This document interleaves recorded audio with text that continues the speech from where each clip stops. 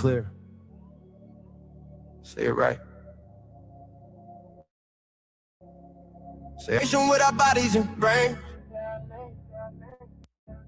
We FBAs, foundational Black Americans. You want us to fight every time you in pain, but when it's time to vote for, silence remains. Yeah. They wanna be us, from the style to the hair, from the lips to the hips, body shaped in our glare. They cross borders, profit off the fight, civil rights paid in blood just to stand in this light. Asia to Africa, you walk through the door, but this land got a history you can't ignore. FBI still fighting today, make room. So what you claim, power that never turn broke. We north to the south, this land raised my child. Bodies and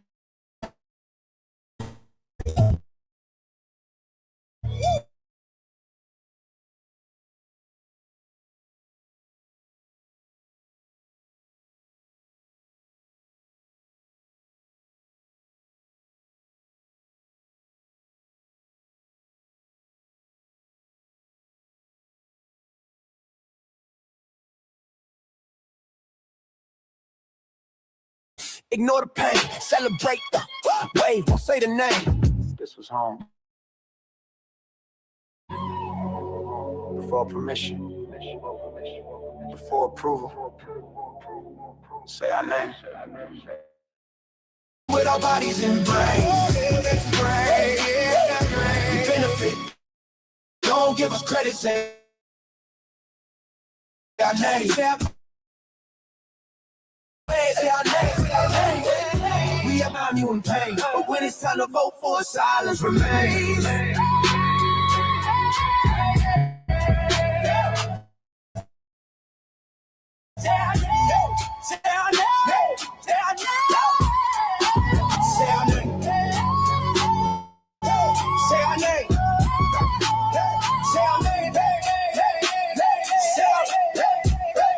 Don't need your respect, never needed permission. We built everything when we weren't even seen as human. Biting the hand that fed you, surviving on scraps. FBA stopped begging. We learned to build from scratch. Say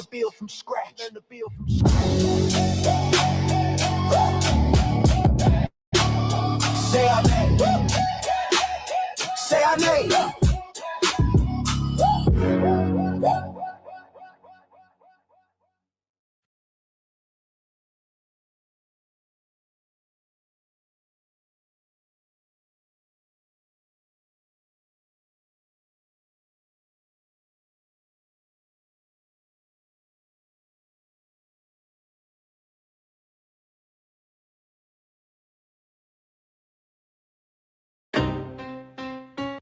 Y'all don't hear us.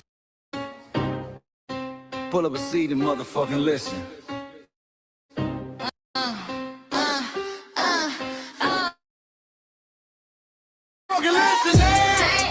Pack your bag, time to go home. Talking crazy on our soil where our blood and bones grown. This our grind, we outside on it. While y'all fools on the outside looking, y'all show no respect to Black America. So leave hell up out America, take your just fly on. Y'all don't get it, so it's time to go home. Get the hell up out America, take your just fly on. You landed on the tarmac, fresh off the boat. Talking about y'all building nothing, man, you choking on the note. My ancestors the reason that this country even breathes. Picked the cotton, built the White House, planted the seed. You think that struggle's a costume, man, you came hard. We fought the wars, we bled the blood, we died for our future's chance, and you come here and give our legacy a side eye while throwing shade on the guard. Why you benefit from dogs we tear down deaf? Disrespectful, that's disrespectful, ungrateful, a slap in the face to only people who gave a fuck. So let me show you your ungrateful ass to the right place. Oh, oh. Pack your bags, time to go home. Talking crazy on our soil where our blood and bones grown. This our ground and we outside on it. Why y'all fools on the outside looking? Y'all show no respect to Black America. So leave. Oh.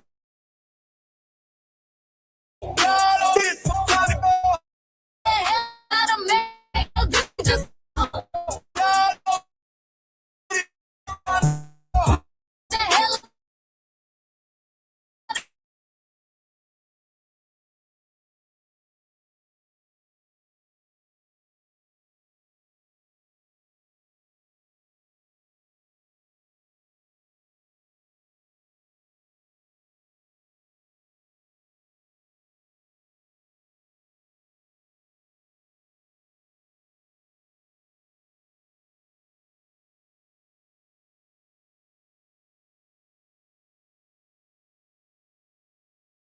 I was discussing this whack. Oh.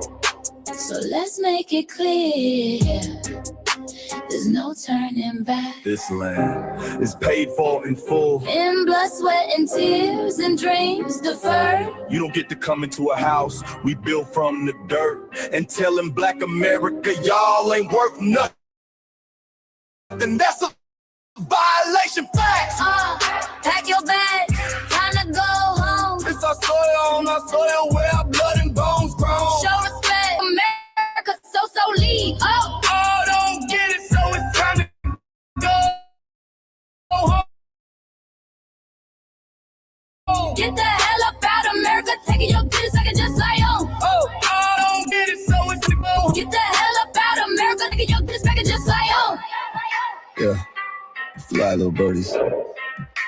Fly on back to where you came from. This ain't for you. The soil is sacred. We said what we said. It's time. We ought to go home. So fly a little birdies.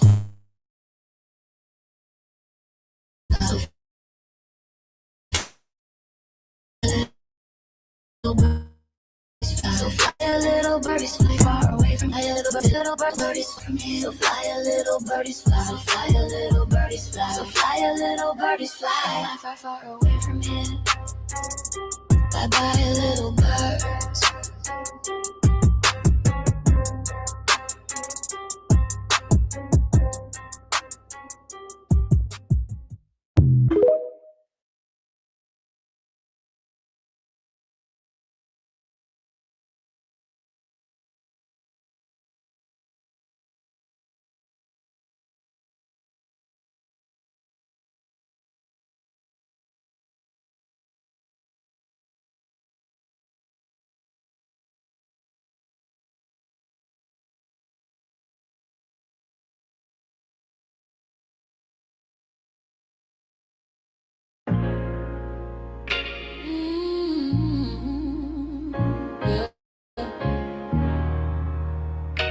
They thought we forgot, but we never forget.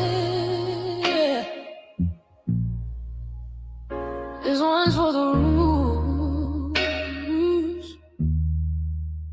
We built this land from dust and tears, 400 years, and we still here. They write new rules, but they don't see every freedom they got came off you and me. We planted seeds, they took the bloom. We lit the flame, they left the room. But we back now, no disguise. The spirit's woke, we realize all we want is what we earn. That sweat and blood, yeah, that table turn. You can't buy culture, can't fake that fight. This is our day, this is our ride. We happiness. Say it loud, say it strong. We the heartbeat that's been here all along. Foundation of Black Americans, stand tall. We ain't begging for nothing, we built that all. Born from pain and grace, you can see the truth written in our face. We the soul, the sound, to fight the flame. Foundational Black Americans, say our name. They love our rhythm, but they dodge our blues. Use our voice when it fits their news. They take our sound, but not our scars. We the backbone, we the scars. Now the veil is gone, the mask is clear. We see the game, we know it's here. No more silence, no more lies. We lift that flag and watch it rise. Rise up, rise up. We the ones that made this nation breathe. Our veins are power, our roots are trees. We know worlds. It's rhythm and grace now, and now we're reclaiming our rightful place. Can't copy courage, can't steal pain. You can't inherit soul by changing names. Our story ain't done, it's the revival. We guard the gate, it's about survival. We FBA, say it proud, say it loud. The world dances on what we vow. Foundational Black Americans. Still we stand, still we fight, still we demand. Every block, every song, we've been right here all along. The soul of a people strong and free. Foundational Black Americans.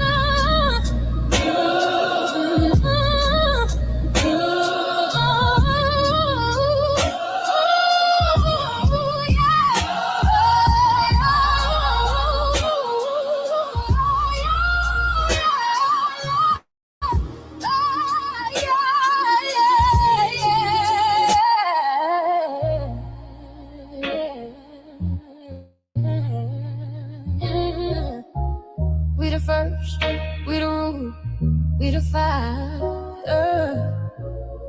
Still rising, still here. Foundational Black American. We set the tone and they copy the cadence. Dance to our drums and deny the foundation. Wear the style but don't honor the source. Smile in the crowd and you distant and force. Say you not us but you rap like we breathe. Take the rhythm, then fuse the receipts. I ain't mad, I'm just holding the glass. Showing the mirror, now answer it back. I ain't here to cancel nobody. Just keep it honest, keep it solid. If you eat from the table we built, don't act surprised when we guard it. Do you like that? Do you like that? When I flip your sound and I ride like that. Do you like that? Do you like that? Do you like that? Cause that's how it feel when you borrow my culture. Then act like we never mattered. Hip-hop.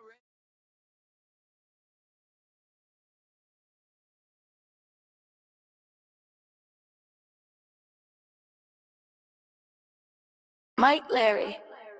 Now this shit here, it's what see it is. We're not fighting your battles. We're not carrying your fear. We're not lending our history to people who erased us while we were here. Just cause you're born here, don't make you FBA. That makes you a citizen, learn the difference today. This is lineage, not a look you can wear. Not a costume you borrow when it benefits you there. You used our culture like an access card, backstage pass, a straight facade. But now the mirror's in your face, no disguise. And you're uncomfortable looking truth in the eyes. We didn't leave our land to beg for a chance. We stayed, we fought, we took every advance. That's the separation, that's the line you cross. We paid the price, you learned the cost. You waving your flag on our soil, but fighting not to go back home. Waving your flag on our soil, building comfort on a foundation you didn't own. We waving our flag, red, black, and gold. Stood our ground, never sold. You waving your flag on our soil, but scared to build what you claim you love. Our humor, our style, the way we move, the smoothness, the sound, the things we prove. Music we birth, language we shape, innovation forged under constant escape. Warrior spirit means stay and defend, not flee your land and rewrite the end. You call it success, but don't confuse the two. East came after what we went through. You abandoned your land and called it strategy.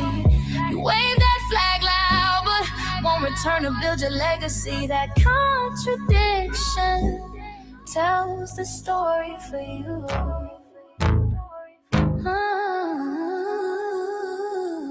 You waving your flag on our soil, we're fighting not to go back home. We waving ours where we were forged, every inch earned, every brick known. We can't be deported, and that truth changes everything. We can't be deported, and that truth changes everything.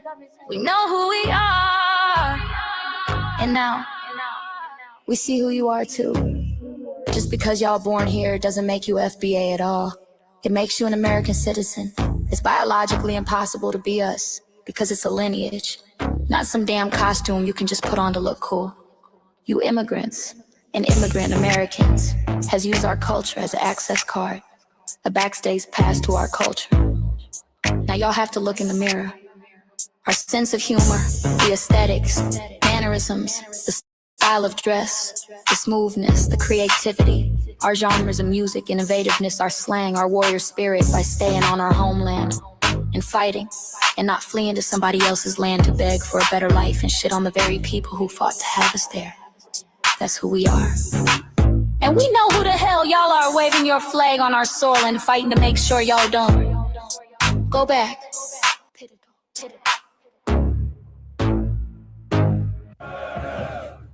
You can't leech off our culture anymore. Beat it!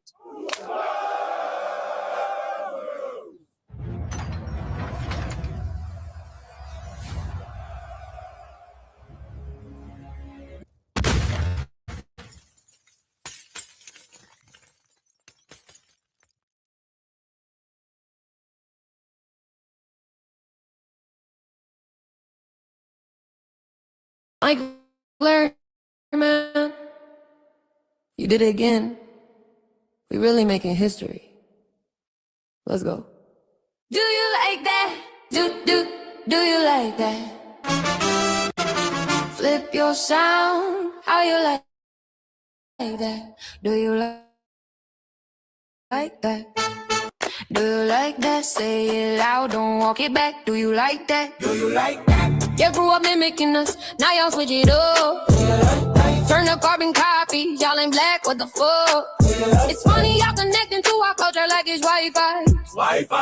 Surfing on our waves of our culture, no more agua. Still in my culture for all these years. Look how time flies, all these colonizers in disguise. Hey, y'all still hate us outside. Study doctor, vampires, the blood of our guilt. They copy the flavor, sip the juice, love the results, hate the truth. Who?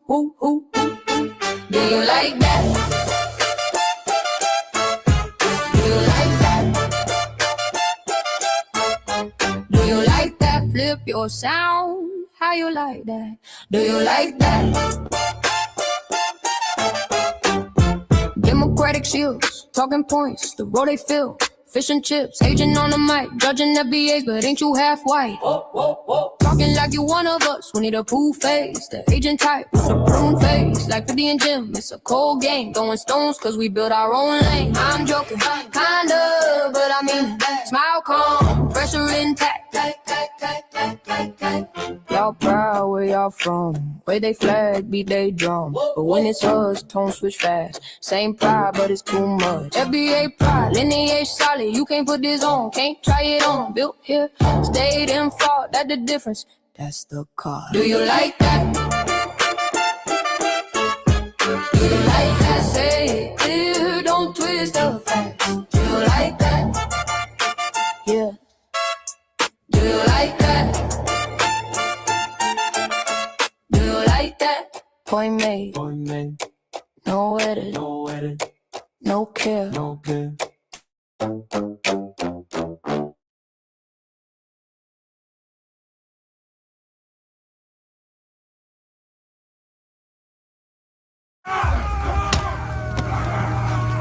You know, erasing history is something that you have to do when it comes to conquest, domination, and destroying a people. If people knew who they were, and what they were capable of in the past, they will understand what they have a possibility or a likelihood of doing in the future. Foundation of Black Americans, we've always had a culture of resistance. We cultivated a culture of resistance on this land, and we've been resisting ever since we've encountered European domination. But nothing was really popping in Europe until the transatlantic slave trade, and that's where they amassed a lot of wealth. One thing that I think is unique about our culture as far as how we resist, how we fight back, is just the environment we were put in from day one. Being only 13% of the population, the white supremacists were very meticulous about keeping that population at a certain amount. There was never a period when we did not resist the encroachment of the white man. They have a natural behavior of authority no matter where they go. That's why they'll step up in front of us in the line at the store. We're not important. They don't even see us. We've never been able to excel. We've never been able to relax. We've never been able to just be, which means that existence is resistance. It must be something in our DNA, our historical background, to when something doesn't sit right with us, especially spiritually, in our souls and in our spirit, we just say no. We live resistance. You know, from the moment we're born, we're in resistance. And it's handed down generation to generation. And so I think that cultural resistance is actually in our DNA, in our epigenetics, and then it blossoms out into the culture. So there's almost nothing in America that we do, from song to dance to politics to the way we talk, the way we dress, having coded languages considered to be slang today. Everything about Black American culture is a form of resistance. Of course, they want to always downplay our contributions to the global tapestry because they continue to act like our number one export in this country is not Black innovation. Everyone understands that our resistance has been the cornerstone of what foundational Black Americans have always done. We are the life that breathes everything into this nation. The further back you go, the further Black you go. It's just simple like that, brother.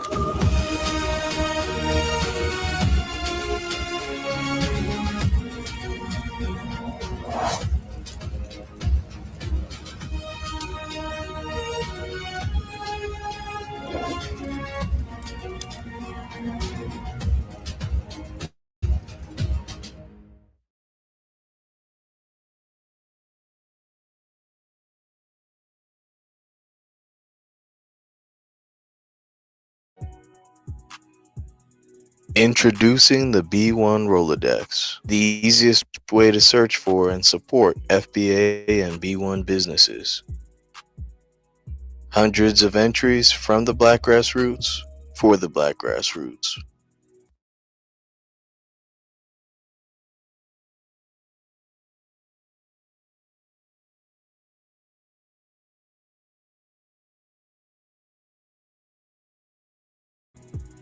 Free to use, free to download, constantly updated. Trouble navigating the document? Try using the map version. Notice a business missing? Use this simple Google form to submit an FBA or B1 business. Also submit anti-Black businesses, which are now being collected in that last tab. Find resources, contact numbers, and much more using the second tab. All the info you need to start practicing group economics today. Go to blacktruthunited.com. That's blacktruthunited.com. Greetings, my family. Greetings, and thank y'all for tuning in to another episode of the Front Line Blacc News. I'm your host, Shane Crewman, and we are joined with our Asian ally. Hi, Jesse. How you doing? You look very nice today. Can you hear me? Gotta start looking the part. Yeah, I was saying thank you, Michael. I gotta start looking the part, and we should be joined here shortly with our other host, Lady Che, and our West Coast correspondent, Shabaka Sankoy.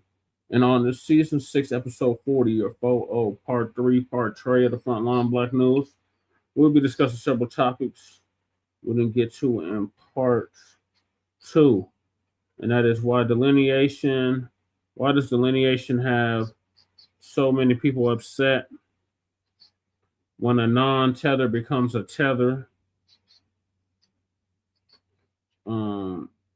Master P responds to Black people trashing him over slavery comment and sends shots back. Officer Officer Brandon Tatum admits he grew up hating white people. What happened? Sean Grayson, who unalived Sonia Massey, perished in prison. We covered that yesterday, but we didn't get Lisa Cabrera's take on it, so we're going to hear from Lisa on that. Then we got Tupac murder trial. Keefe D called out. This is day 6 of the Keefe D Tupac murder trial. So we got an update on that. Then we got Ocean Springs activist exposes Jackson County in Mississippi. RIP to our brother Nolan Wells. Then we got shocking discoveries in Nolan Wells' death, raise serious questions. Then we got if Nolan Wells drowned, explain this. New developments raise more questions in the Nolan Wells case. Prison babbler tries to crash out over FBA delineation. This delineation got these people wilding out. Then we got FBA sister who created a school for our students is being bothered by anti-Black racists.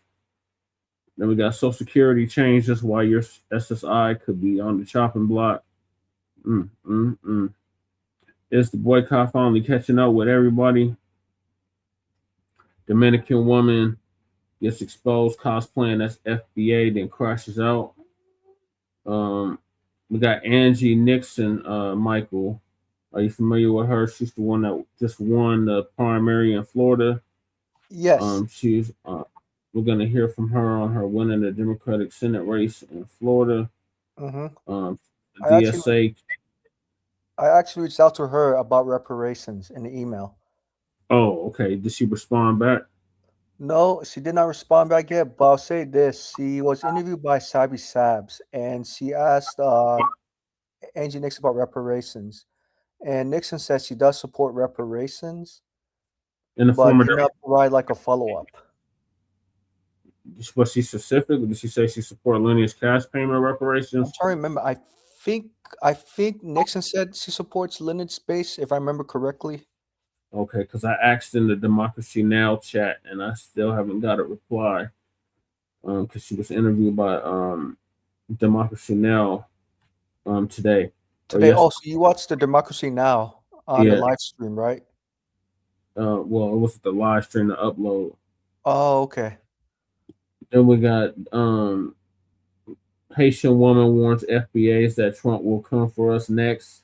If we don't help immigrants, they need to stop that madness.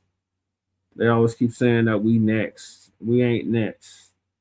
They ain't coming for us. So I need to stop that. Then your boy Mandani says he's taking everything. Immigrant grocers scramble before Mandani takeover. And we are based out of East Denver, North Aurora, Colorado. Get the news from a Front Line and Black First perspective. We are a part of the New Black Media and also the signal boosters of the New Black Media. We have been around for 6 seasons now and counting. And we have several platforms that are part of the Frontline campaign. Frontline Black News is one of the first, which we started back in 2020, 2021. And Shabaka's Black Experience Enhanced, which we would usually have tomorrow, but we're on a sabbatical hiatus for a revamp. It's based off the 50th anniversary of the founding of the original Black Panther Party for Self-Defense. We started on Blog Talk Radio back in 2016 and have been around for 12 seasons now. Shabaka's Black Experience Enhanced covers Black experience from the beginning of time until 10 minutes ago. It is also part of the Frontline campaign and has recently, within the last 2 to 3 years, moved from Blog Talk Radio to StreamYard. Please make sure y'all like and share the broadcast, family. Make sure y'all hit that like, share, and subscribe button. Hit that bell so you'll be notified every time we go live. And make sure y'all join us on StreamYard, YouTube, Frontline Black News. The links to all of our channels in the description, including Frontline Black News. Frontline Black News 2, our backup channel. Make sure y'all sub to that. Just in case I try to take Frontline Black News down again, we have backup. Then we got my personal page, Jesse Parrish, aka Chan Kruma. That's where we stream all the city council meetings for both Denver and Aurora, and the local community events for both Denver and Aurora, Black events, and the Sunday morning food bank, which I've been doing for the past 10 years. And then we got Lady Che's backup channel, Seduction Doll 5991. Make sure y'all sub to that so Lady Che can start going live on that YouTube channel. Then we got her main channel, RBA, the Revolutionary Agenda. Make sure y'all sub to her channel, the RBA, the Revolutionary Agenda. I apologize, she hasn't been able to do an RBA. Something's up with her computer or YouTube or both. YouTube been acting stupid all week. It was really acting stupid today. I was trying to live stream the city council meeting and started buffering out of nowhere right when it was time for me and others to speak. So YouTube, I don't know what the hell is wrong with you, but you need to get your act together. But make sure y'all sub to the RBA. Then we got YouTube, Sabaka's YouTube channel, Jeanette1. Make sure y'all sub to that so Sabaka can start going live on YouTube. I think he has 50 subscribers now. So he got to find out what he got to do before he can start going live. He should be able to start going live here shortly. Then we got our cousin, our local out the Bay Area, Jay Militant. Make sure y'all sub to Cuz channel. Let's Crack a TV with Jay Militant. The link to his channels in the description. Then we got our certified, codified brother out of the Mile High, incoming illegal migrant flooded city. Out that Bell site, that Montbello, Kukizi. Make sure y'all sub to Kukizi's channel. He used to do the intro track for the Front Line Blacc News. And now he's doing the FBA culture reports. And he was just on, I believe, one of the Twitter spaces I'm going to play tonight, with chopping it up with Tariq about this delineation. So shout out to our brother Kukizi. Then we got my brother from another mother, Breeze Omega. Make sure y'all sub to his channel as well. Breeze Omega on YouTube. The link to his channel is in the description. He was live. I think he was live earlier. I can't remember. But he usually drops a live just about every day, so make sure y'all check him out. And then we got our brother, and that's our brother from Hempstead, Long Island, who's now in Leesburg, Virginia. Then we got our brother from Watts, California, who's now in Houston, Texas, studying to be a lawyer, the next Johnny Cochran. Our brother, the Church of Black Power, make sure y'all sub to his channel as well.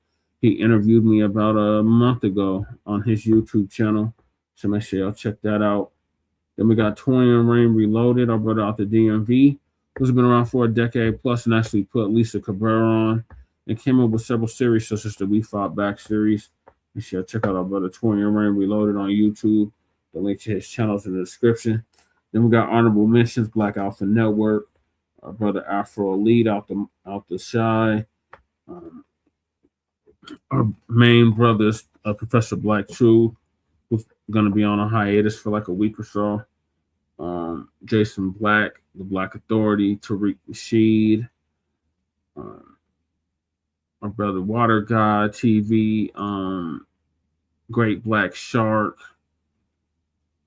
Sincere Love to God, and his co-host Nicety Girl, Beatzilla, Sister Vicky Dillard, Sister Only New Black Media outside of us out here in Colorado. There's the other so-called black media out here is a bunch of Boule Democratic Shield media. Who else? And a slew of other new black media content creators, Lisa Cabrera, ZZ Rants. I'll be naming people here all night, but y'all get the gist. Make sure y'all sub to their channels.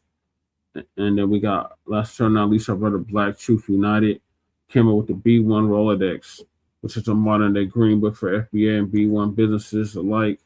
And the link to the Rolodex is in the description. Oh, you got the interview? Okay. Thanks for sharing that, Michael.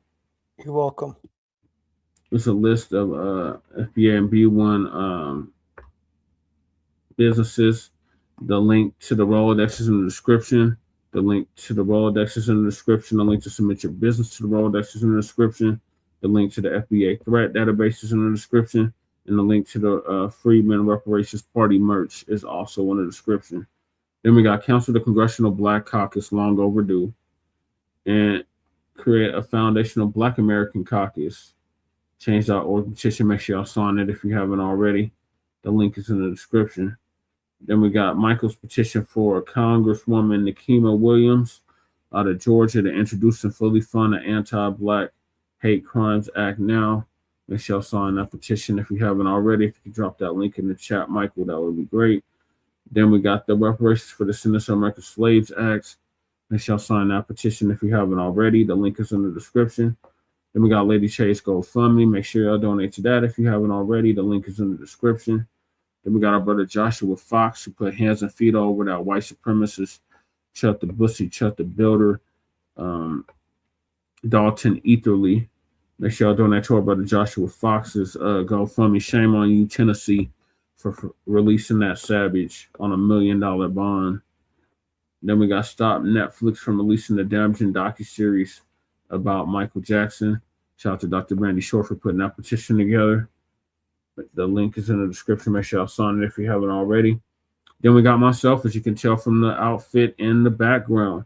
I am a candidate currently on the ballot for House District 8 here in the state of Colorado, a historically Black district up until recently, and we need to reclaim the district and get what is rightfully owed to us here in the state of Colorado. So make sure y'all support my campaign, Jesse Parrish for Colorado State House of Representatives for House District 8. The link to my website's in the description.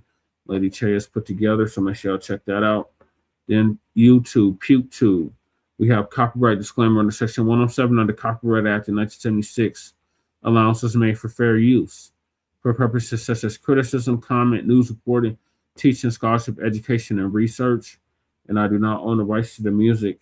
And if you don't understand racism, white supremacy, what it is and how it works, everything else that you think you understand will only confuse you in all 9 or 10 areas of human or people activity. And that was economics, education, entertainment, labor, law, politics, religion, sex, and war. And some say health and nutrition in all 9 or 10 areas of human or people activity. And that was by Mr. Neely Fuller Jr., who passed away exactly a year ago at the age of 95, ProduceJustice.com. And when you, a Black person, are captured by any race soldier, you must never fuss, fight, or flee. I'm sorry. You must never fuss, fight, or flee. Comply and defend yourself in court. Also by Mr. Neely Fuller Jr., ProduceJustice.com. And last but certainly not least, we got racism, white supremacy. The only racism that exists in this time, era, and realm is conscious and subconscious behavior to maintain white genetic survival, to prevent white genetic annihilation. And that was by the late, great master teacher, warrior scholar, Dr. Francis Cress Wilson, who passed away exactly 10 years ago at the age of 80 and would have been 90 as of 4 months ago. And shout out to our FBA brother, Tariq Nasheed, for paying for her funeral, along with several others. So those are the topics. Make sure y'all hit that like and subscribe button.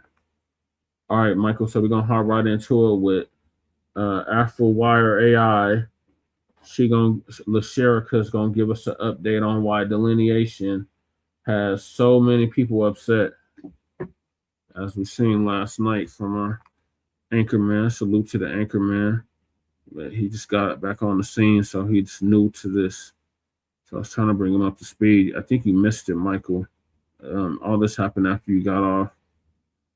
But yeah, we had a real interesting conversation yesterday. In Denver, right? Yeah, so our anchorman who was responsible for creating the Front Line, he got on the platform yesterday, and he's been locked down for like 10 years. So he's like new to the whole new Black media scene and what we're talking about in the new Black media. So I was trying to bring him up to speed, and it got a little contentious. Very contentious as well. Was he because he didn't understand FBA lineage, or he was just stuck on the racial identity part? He didn't understand FBA lineage. Well, he did, but then he thought it was separation. And I'm like, how is it separation when we've never been united in the first place? Right. But I think he's still on a pan-goofyism. So he thinks we're all generic Africans and we're all from Africa and we need to do what's in the best interest of Africa. And I was trying to tell him, like, we're not on that no more. And I'm sure you like cussed him out, right? I didn't cuss him out, but I did, try to get him up to speed on what we're talking about. Okay. Because I thought that it will be a lot of yelling between both of you. It got a little contentious, but nothing too major. Wow, I'm very surprised because I know Donovan will get very contentious like crazy. Well, I know him, so it's not like I'm talking to a complete stranger. Oh, okay. like I said, he started the front line. We just carried it on for like the whole time he's been locked down. Right. But you say he's FBA, right? No, he's Dominican. Oh, Dominican. Okay. Wait, I think that was the one. I'm trying to remember. I think I saw him on your live stream, right? Yeah, he was on last night. Okay, him. Wow. Okay, I never expected someone besides me to be on your live stream. No, like the logo for Frontline campaign, I saw him. But he's been locked up. He's been away for like a decade. We got Kukisi in the building. Hey, Kukisi. So when he went in, we were still on Pan-Africanism. So now that he's out, he's like trying to come to grips with what's going on, because we're not on that no more. Right. So what do you think it's going to take, for some of them to embrace FBA lens? You think it's going to take at least 10 years, or we say 5 years at least? We don't care how long it takes. They just need to get used to it. Used to it. The way of things. And it's not even new. Like, it's just we're rekindling something that was already started long ago. It's just in our time now. We're resurfacing it. Like Frederick Douglass, he was on Delineation. Harriet Tubman was on Delineation. Like, right. We're bringing it up to the 21st century. We got Cow Dog in the building. Salute, Cow Dog. Hey, Cow Dog, how you doing? We just came over from Water God. Shout out to the Water Gang. Yeah, so let me play LaShara, because she's going to give us an update on why Delineation has these tethers crashing out. That's the problem. Let me say that one more time for the folks. For years, they told us we had no culture, told us we were lost, told us we were lazy and confused about who we are. Now we know exactly who we are, and suddenly that's the problem. Let me say that one more time for the folks in the back, because I wanted to sit right on your chest. The same people who spent decades telling Black Americans we had nothing, no history, no homeland, no traditions, nothing but leftovers, are now big mad that we stood up, looked in the mirror, and said we know precisely who we are. We are the descendants of people who were kidnapped, enslaved, freed on paper, terrorized in practice, and who built the wealth of this country with their hands and their backs. That is a lineage. That is a group. That is a story with a beginning, a middle, and a bill that never got paid. And the second we said it out loud, the temperature in the room changed. Let me be clear about what delineation actually is, because folks love to argue with a version of it they made up in their own head. Delineation is not hate. Delineation is not telling anybody they can't be here. Delineation is not telling you where to live, who to love, or how to eat. Delineation is specificity. It is saying, I am not everybody. I am somebody in particular. My people have a particular history in a particular country with a particular injury. And when this nation finally sits down to settle up, we intend to be at that table with our own name on the paperwork. That's it. That is the whole entire thing, start to finish, nothing hidden. And people are acting like we walked in their house and took the deed off the wall. Here is what has me heated. Every other group on this planet gets to do this and nobody blinks. Nigerian brother will tell you he is Nigerian, and specifically Igbo, before you finish shaking his hand, and it is beautiful. A Jamaican sister will correct you in half a second if you get her island wrong. Haitians throw a whole celebration for their flag and nobody calls it divisive. Irish folks got a parade downtown with green in the street. Italians got neighborhoods, festivals, and a heritage month. Jewish people are extremely clear about their history, their community, and their claim, and the world respects that clarity. Everybody gets to be specific. Everybody gets a name, a history, a homeland, a claim, a lane. Everybody except us. We say foundational Black American, and grown people lose their entire mind, start typing paragraphs, and go live at midnight about it. Why? Okay, I'll tell you why. Because our identity has been treated like public property since the first ship touched this shore. Our music gets borrowed, our slang gets borrowed, put in a commercial, and sold back to us before we even get tired of it. Our style shows up on a runway in Milan with a French name attached to it. Our struggle gets used as a passport. Our political capital gets spent by people who did not earn it and will not share it. And the whole time we were expected to smile, be the moral conscience of this nation, march for everybody, vote for everybody, bleed for everybody, and ask for absolutely nothing specific in return. So when we finally said we are going to be specific about ourselves and our own interests, we did not take a thing from anybody. We stopped giving something away for free.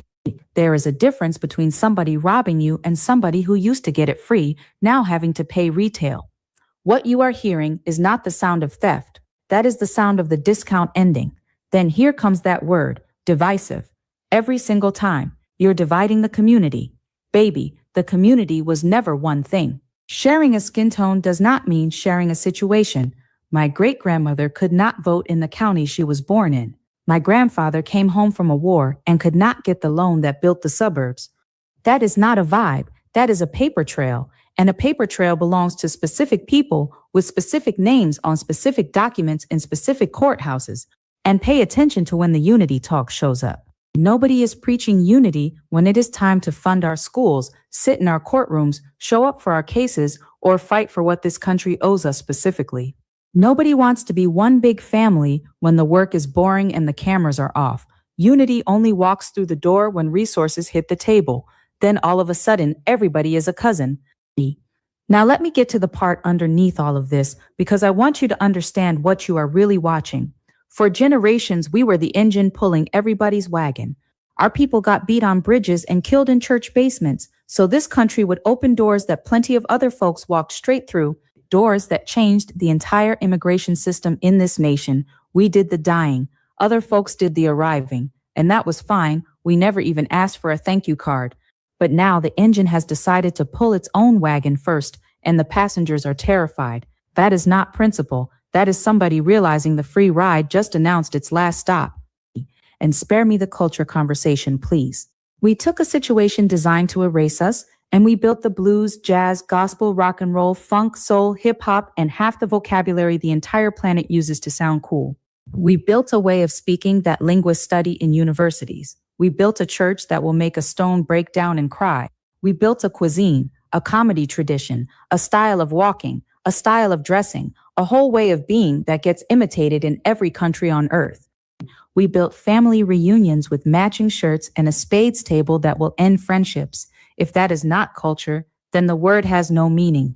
But here is what truly has folks nervous, and this is the real one. We are not only naming ourselves, we turned inward. We are working on our own house now.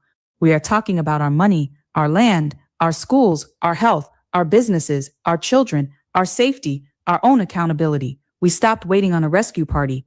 We stopped auditioning for sympathy. We decided to be good with exactly who we are and fix what is broken in our own yard. And a group that fixes itself does not need a manager. A whole lot of people built entire careers being our manager. Consultants, organizations, politicians, personalities, folks who fundraise off our pain and deliver us nothing but a hashtag, a candle, and a press conference. When we handle our own business, their job description disappears overnight and the checks stop clearing. That is why the volume got so loud so fast. It was never about your feelings being hurt. It is about a budget. Then they try the last card. They say we are bitter, we are tribal, we are stuck in the past. Interesting how the past is only past when it is our turn to collect. Everybody else gets to carry their history like a crown. We carry ours, and it is a chip on the shoulder. No, sir, not today. Our history is not a chip, it is a receipt. So if you are one of the people upset about delineation, sit with an honest question tonight when nobody is watching and nobody has to perform. Are you upset because it is wrong? Or are you upset because it costs you something? Because those are two entirely different feelings, and only one of them is about principle. And if you are one of us, and you have been quiet because you did not want to be seen as the difficult one, hear me. You are allowed to know your name. You are allowed to have a claim. You are allowed to say it in a room full of people. You are allowed to love your people first without hating a soul on this earth. Nobody has to be your enemy for you to be your own priority. Every healthy group on this planet understands that, and we are done being the only ones who apologize for it. We know our name, we know our history, we know what we are owed, and we are going to keep saying it plainly and loudly until it shows up on paper with a signature on it. If that upsets you, respectfully, that is a you problem. I wholeheartedly agree with LaSherica. That is definitely a you problem. If you got a problem with delineation, that's on you. I agree with her 100%. I saw that clip, as a matter of fact, last night. I mean, today. because y'all was delineating well before us. I just Right. we caught up and we're doing the same thing all you other groups been doing for the longest. Mm-hmm. As soon as y'all Right. get no, it's a win for Ghana. It's a win for Nigeria. It's a win for Haiti. Right. Because the only thing you guys are doing is just returning the same energy Mm-hmm. that other groups of people have done to FBAs. Yeah. Yeah. I guess because immigrants realize once FBAs have delineated, immigrants feel that they're not gonna have a lot of power. You know what I mean? Yeah, they can't leech off us no more. Right, right. For culture no more. They can't leech off of what we create anymore. Them days are over. The line has been drawn in the sand. Mm-hmm. All has been put up. Right. And speaking about delineation, what do you say to your brothers and sisters who are married to non-FBAs or dating non-FBAs about delineation? That don't change your lineage. You still a FBA. No matter who you married to, no matter what you believe, no matter what religion you follow, whatever, no matter what your ideology, your lineage is still your lineage. Right. And Caldor said they were delineating from day one. Me no black, exactly, Caldor. Especially those Yeah. men. Right. And by the way, Jesse, I got a quick question for you. I know Philip Scott emphasizes individuals over collectives. So when he say individuals, is he saying that, like, for example, if there are 10, let's say 10 Hispanics, right? Mm-hmm. Out of 10 Hispanics, there are 5 individuals. Is that what he means by that? Yeah. Like, does it have to be like numbers or just on a case by case basis? On a case by case basis, basically, he's saying that collectively, these other groups, they don't want to work with us. So you might have one or two that are cool, but don't confuse that with the collective. Right. So when you say one or two or cool, you mean like out of like 10 groups of people, right? Out of whatever group of people, like there's good and bad in every race, creed, ethnicity, whatever. But what he's basically saying is that's why there's no coalition, there's no coalition, because there is a coalition because we're not collectively. These other groups are not collectively trying to work with us. Right. Right. Yeah. I see. Right. I see. Right. I see. And if they do work with us, it's a one-sided affair. They want us doing all the work, and they reap benefits. And we're saying no, enough is enough of that madness. Hold your own candle. Hold your own nuts. Sue your colonizer. Right. By the way, because I know Philip Scott talks a lot about reparations. I understand about the lineage I understand where he's coming from, lineage reparations. Mm-hmm. So I know Philip Scott talks from time to time talks about universal healthcare and free college education. How does that relate to FBAs? I'm just curious. I mean, they said we need more education, but from who? Who we getting the education from? We need to educate our own people. Right. So that free education, that's like, I don't want to say it's a nothing burger, but that's not what we're asking for. We're asking for direct lineage cash payments. Right. Because I know Philip Scott talks about it from time to time. Because they're talking about how the reading levels are low for the youth, for our youth. Mm-hmm. They're not learning nothing in these schools, in these public indoctrination centers anyway. Right. I see. So we need to be pushing them to apprenticeship programs and trade schools, not college. Right. I understand. Right. I mean, I understand the importance of apprenticeships, but I think both are needed. Apprenticeships and colleges. College is just putting us in more and more debt. Debt. But what if I said to you, what if colleges didn't have to be in debt? In other words. I would say I believe it when I see it, because okay, as long as I've been living, college has been a money pit, a debt trap. Right. Just one FBA with an opinion, not the spokesman. Exactly, Kukizi. Oh, Phil, I see. Okay. Makes sense because I noticed that sometimes Phil Scott talks about universal policies, other times he talks about lineage. And keep in mind who Phil Scott's married to. Oh He's married yeah, that's right. to A light-skinned Latina. Yep. Yeah.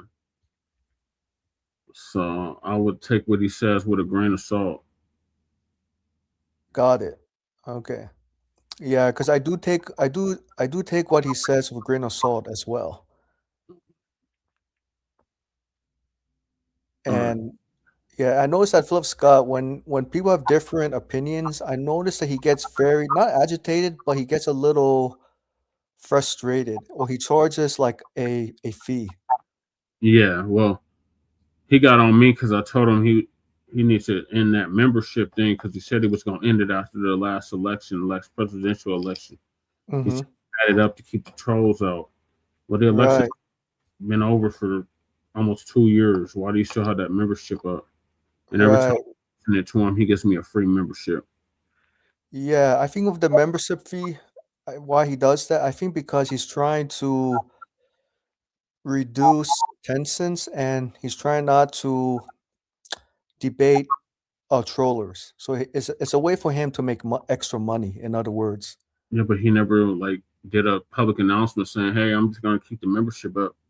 He just kept it up, and then when I brought it to his attention, he was like, "Oh, here's a free membership. Here's a monthly membership." Right, right. Yeah, you know your uncle, he's about making that extra money as a way for people who disagree with him to really to I guess you could say to pay to reimburse him. He's like, if you're gonna troll me, you gotta pay to do it, which I understand, but it's like you didn't keep your word, Uncle Phil. You said you're gonna end that once the election was over. Right, right, exactly. But you know how Phil, he loves to make extra money, even if it's like under $1 or more for trollers. Yeah. I mean, we make people subscribe over here. Mm-hmm. I just got an email that said I can get we can do memberships now. So we're gonna have people on our membership that are members of the Front Line Black News. More coming. Right. So we'll move on to the next topic, and that is Professor Black Truth's video before his week hiatus. And that was him going on that Grits and Eggs podcast, Deontay Kyle, when a non-tether becomes a tether. So Professor Black Truth gonna give us an update on that. If you're not already subscribed to this YouTube channel, go ahead and hit the subscribe button now, along with the bell icon, so you can be notified whenever a new video is posted. And if you're already subscribed, check and make sure the YouTube hasn't unsubscribed you. And of course, be sure to give the video a like, as well as share it on your social media. The white supremacists hate that. And now, the Sunday address. As was mentioned in some earlier postings, this is going to be the last video posted for the next few weeks. But before this brief hiatus begins, I wanted to leave you with something of a think piece. That's what I try to do with my Sunday addresses. I don't like talking about people in particular, but in this case, I'm making an exception because this person can be used as a case study. Let's talk about tethers and Judas goats. Farmer will raise many forms of livestock on his farm, and one of those forms of livestock happens to be goats. But there's a certain psychology that goes along with handling goats, especially as you get closer to sending them to the slaughterhouse so you can make a profit off of them. There's a goat in particular that you go ahead and choose from the herd. This one's going to be treated special, so it's going to get some extra oats, some extra water. The farmer will make sure to pat it on the head and give it compliments, treat it real nice. Now, the farmer isn't taking extra good care of this goat in particular because he likes it. Far from it. He has plans for this goat, brief plans. This goat is being groomed to perform a specific purpose, one that it will only need to do one time. And that purpose is to make sure that the other goats follow it. But in order for the other goats to follow this one, the farmer has to get the goat to follow him. This is done to get the Judas goat to believe that it's got more in common with Massa than the other goats on the farm. You see, goats are difficult to domesticate, especially as a group. So in order to get the goats to go where the farmer wants, he needs to get one of their own to lead them. Now, when it comes time to get the latest batch of goat meat ready for market, the farmer will go to his special little goat, the one that he's been taking extra nice care of, and he'll put a collar around that goat's neck so he can lead it around. And this collar is often called a tether. And the farmer will use that tether to lead the other goats up the ramp into the slaughterhouse. Now, the goats, they don't know that's what the tether is doing, but that's the tether's purpose. That's the tether's entire purpose, to lead the other goats to slaughter. And that's why it's called the Judas goat, because its sole purpose is to betray the others. You see, the tether is not just a rope that connects them to the people they want to impersonate, but it's also something that they hope connects their victims to them. Because so long as the tether gets to play along with the idea that it's got something in common with the others, then it can hide behind them. They want to tether themselves to us in every way possible, because for them it's more than a tether, it's their lifeline. Your world said that America was founded by thieves, slaves, and opportunists. The Europeans are both thieves and opportunists, and every immigrant who's come to the U.S. has been an opportunist, full stop. When they talk about a land of opportunity, that's what they mean. Opportunists look for what they think to be an opportunity. And in the name of getting the upper hand, they even went along with white supremacy's racial hierarchy because, as they saw it, the opportunity was going to be an advantage over foundational Black Americans. Well, don't look now, but there's an argument going on between the thieves and the opportunists. And we're not allowing anyone to claim to be one of the slaves. Every single one of these immigrants, every single one, whether they came from south of the border, whether they came from the Caribbean, whether they came from Europe or Africa, they all came here voluntarily. And that being the case, they fully accepted the risks that went along with the opportunities that they thought they were going to get. They fully accepted that risk, just like when someone tells you that if you invest in this or that idea, you have to accept that there's risk of loss. Anyone who decides to be part of that venture, when they've had it explained to them that you must accept the risk, well, then they don't get to complain if things don't work out. If you agree to it, then you accepted it. And I also don't want to hear any immigrant whine about being mistreated in America at any time, because literally every immigrant group who's ever come here has sung the exact same song about I or my parents came here with nothing and built prosperous lives for ourselves. They were proud to be cheerleaders for white supremacy's lie of upward mobility. And they have all said that, every single one. None of them would even admit that racism existed in America. They all told foundational Black Americans that racism was just a figment of our imaginations, and that why you lazy Black Americans, you use it as an excuse for your own failings. Okay, now that white daddy's cutting them off and tossing them out, don't claim that it's racism now. It's too late for that. You spent over 150 years repeating that lie. You can't stop now. Africans and Caribbean immigrants, they also said racism didn't exist. And it certainly wasn't a problem for them. That was their favorite line. After all, racism wasn't stopping them from getting those government jobs and those government programs. So, hey, there was no racism, right? I mean, they were making out pretty good under the system. Then they cannot claim that there's racism going on now. You poured way too much concrete into the foundation of that particular lie to go back on it. So the people who are seeking opportunities are arguing with the thieves, and that has nothing to do with us. Our only responsibility is to clarify who we are and where we stand. Everyone else has told us that they're not with us, so we're agreeing with them. And now it seems they're realizing too late exactly what that means for them. Oh, you can tell when the tethers are getting nervous that the finesse is starting to run dry. And that brings us to the curious case of Deontay Kyle. This guy is a tether, full stop. He spent years trying to cosplay as one of us, but the heat that Delineation's been putting on his flabby rump has made it where he has to say something, usually something stupid. When we talk about foreign flags and people coming from abroad and cosplaying as us, this goofy, moist, corny, moist, mumble-mouth, moist clown is exactly what I'm talking about. He's a tether.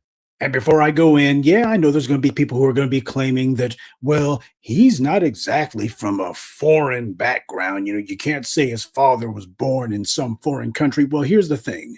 You got a guy who's sitting here and he's attacking our lineage completely and thoroughly on the basis of y'all people, y'all like a cult. Y'all just hate immigrants. This guy is identifying himself as allied with being an immigrant. Clearly, that's who he feels some sort of strict affinity for. And that being the case, since that's who he identifies with, that's who it is that he's attacking our lineage on the behalf of, as far as I'm concerned, okay, then. That's obviously who he wants to be allied with. Not just allied with, that's who he wants to be on the side of. And since that's how he identifies himself for the sake of attacking our lineage, fine then. I'm going to agree with him. I'm going to identify him the exact same way on the basis of being an immigrant. And yet, what does this anti-FBA piece of rot call his podcast? Grits and Eggs. It's stereotypical, it's demeaning, but it's also meant to try to bestow some phony cultural legitimacy on himself. Grits and Eggs. It's meant to sound authentically Southern, or in his case, to sound stereotypically Southern. But if you mean the American South, this two-bit tether knows nothing about it. And this is why delineation is an inherently good thing, and it needs to be intensified and augmented. We need to become more direct and more forceful with this message. It doesn't need to be just in the room, it needs to get in people's faces. The Black immigrants who are Black first, they'll understand exactly why it must be this way because they've seen how the tethers destroyed Africa and the Caribbean. The opportunists and the people trying to grift off of our struggles, sacrifice, and achievement, where do you think they learned that from? They practiced that mess in their home countries and then brought it here. And now they're angry because we're putting them on notice that the party is over. All of that calling yourself Black when it suits you and then claiming your own home country the other 95% of the time, that's done. And by clarifying who is who, it also means that they'll be far less useful to white power, and that's what they're really upset about. They'll have to stand on their own, but having never established or worked to create a base for themselves, having always just eaten off of our plate and swung off the coattails of our history, they're going to be in a fix. Or rather, they will have put themselves in a fix. Now, this Deontay Kyle clown, you already know the stupid stuff this guy's had come out of his mouth. And it's not someone who I know, truth be told, I don't listen to the low IQ, lowbrow fare, but he's made a fool of himself, and this ain't the first time. And if you do listen to this guy, then shame on you for helping to prop him up and signal boost his garbage.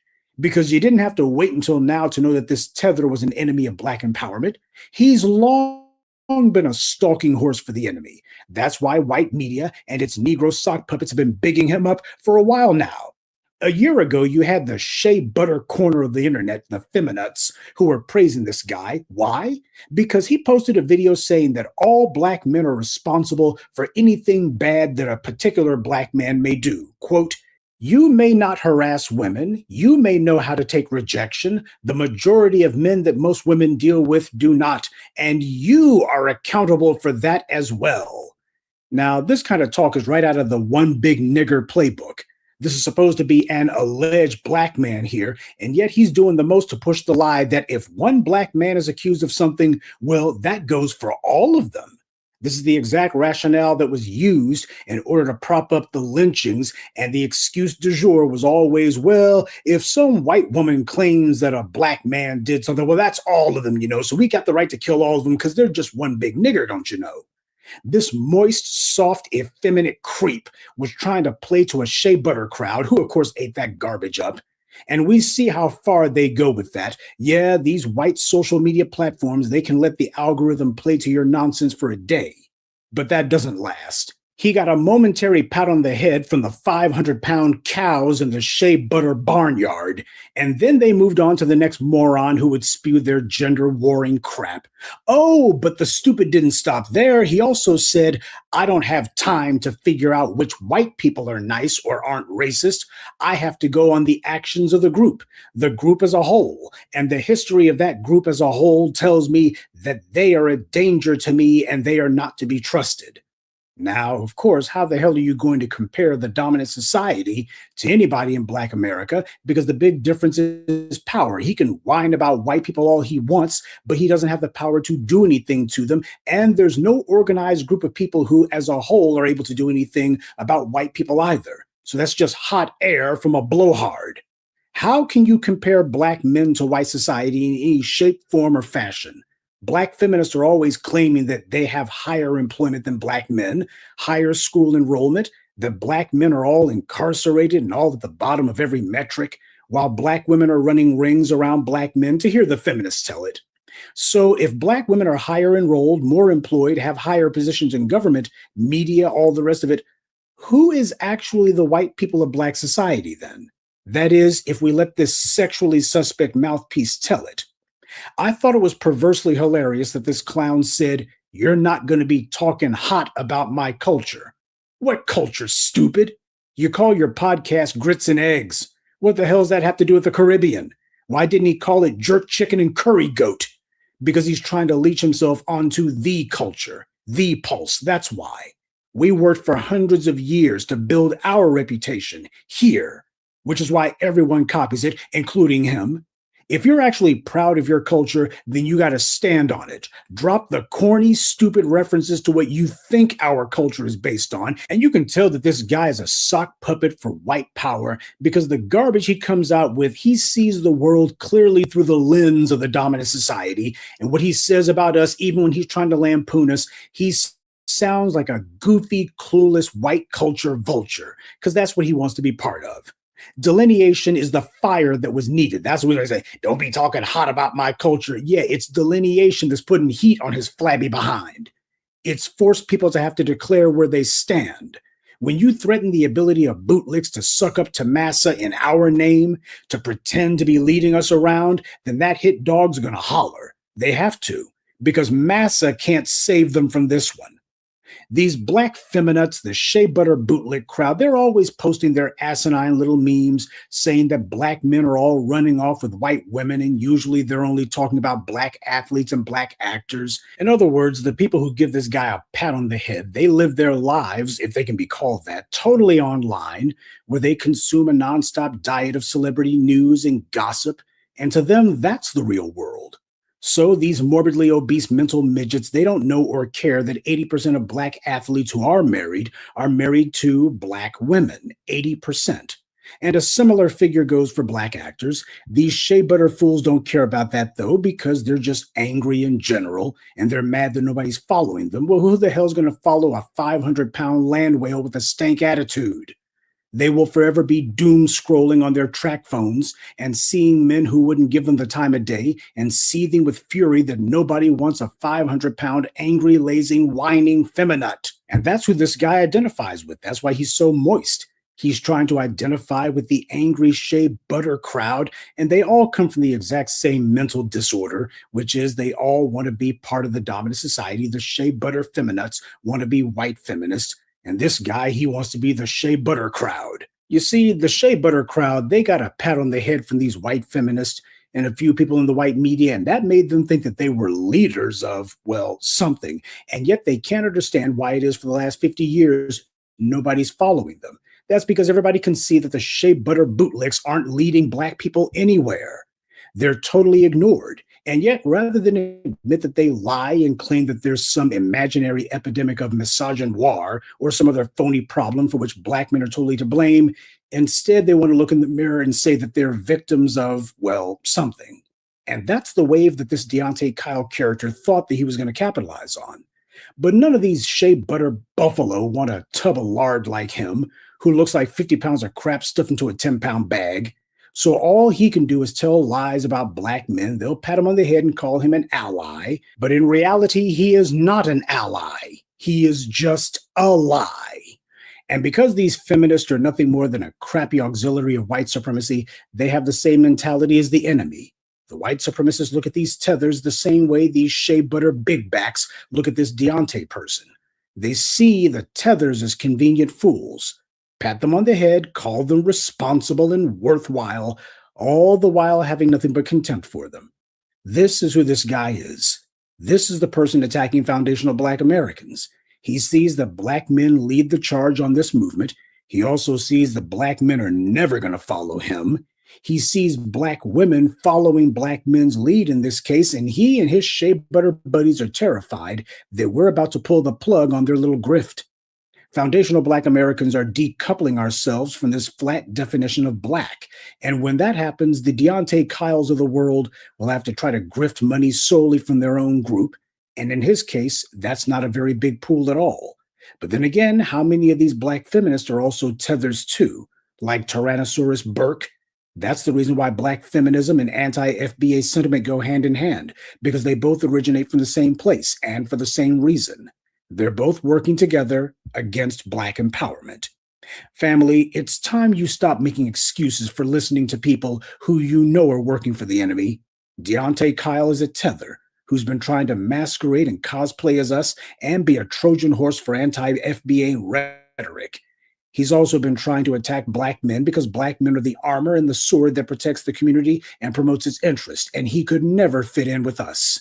This moist punk hates that, because when he looks in the mirror, he doesn't see a man at all. He's always known that no black man is ever going to follow him, and he also sees the delineation movement that's putting heat on his flabby behind, so he's being shown the door.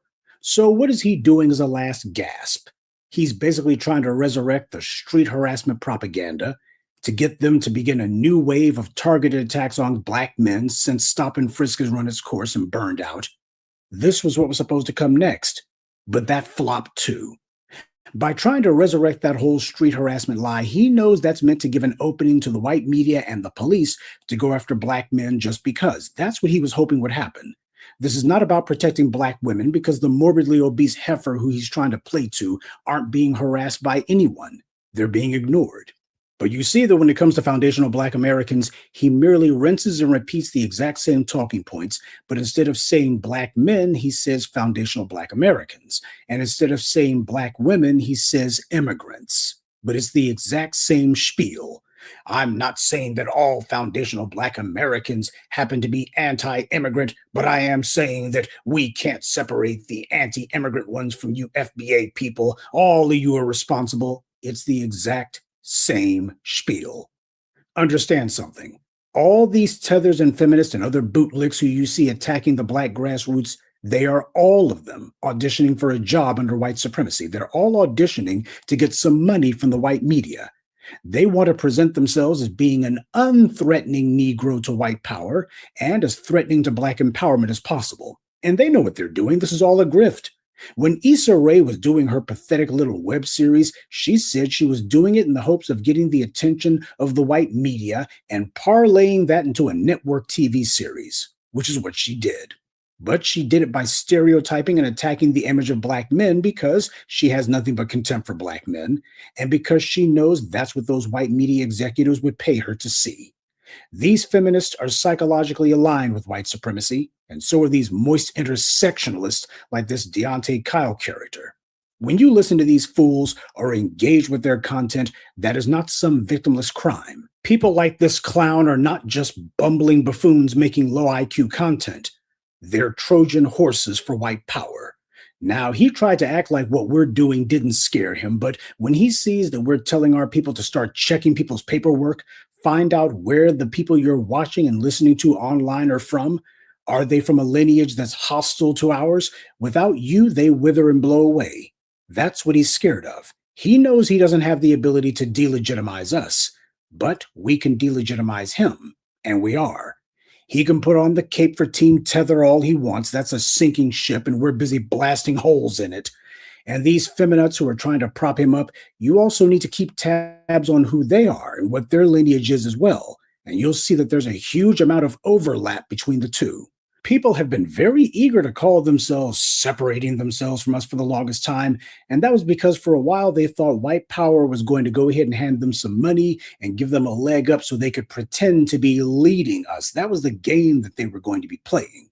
Show contempt for us to get white power's attention, and then white power was going to leapfrog them over us. And because we hadn't been pushing back, they felt as if they had all the initiative, as if they had all the momentum. And now we're taking it back.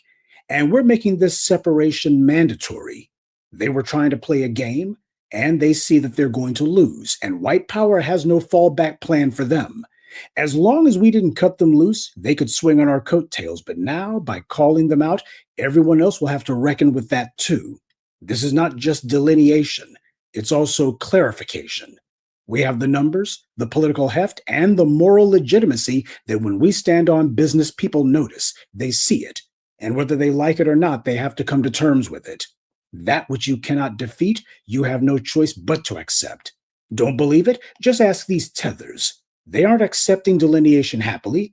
They are doing it grinding their rotten little teeth. But they still have to accept it because they can't defeat it. And when these tethers have to stand on their own reputation, well, white power will see them as not being useful anymore. And we all know what happens when white power sees a tool as not being useful. These tethers and their sideshow enablers are slowly but surely realizing that this is a problem that's not going away.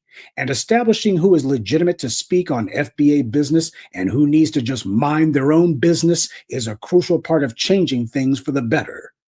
Who you listen to matters, family, and it also matters when you ignore people. If you've been any of the individuals who listen to this guy or any of his other fellow travelers, they're not hard to tell because they all traffic in the exact same gibberish. Then family, you're off code as hell. Individuals like this are not supposed to be listened to. They're supposed to be ignored, specifically by you. And whenever black people listen to these kind of individuals and think, oh, well, this is just comedy, they are dragging down your IQ to their same guttural level. And now you see what the game has really been about for them.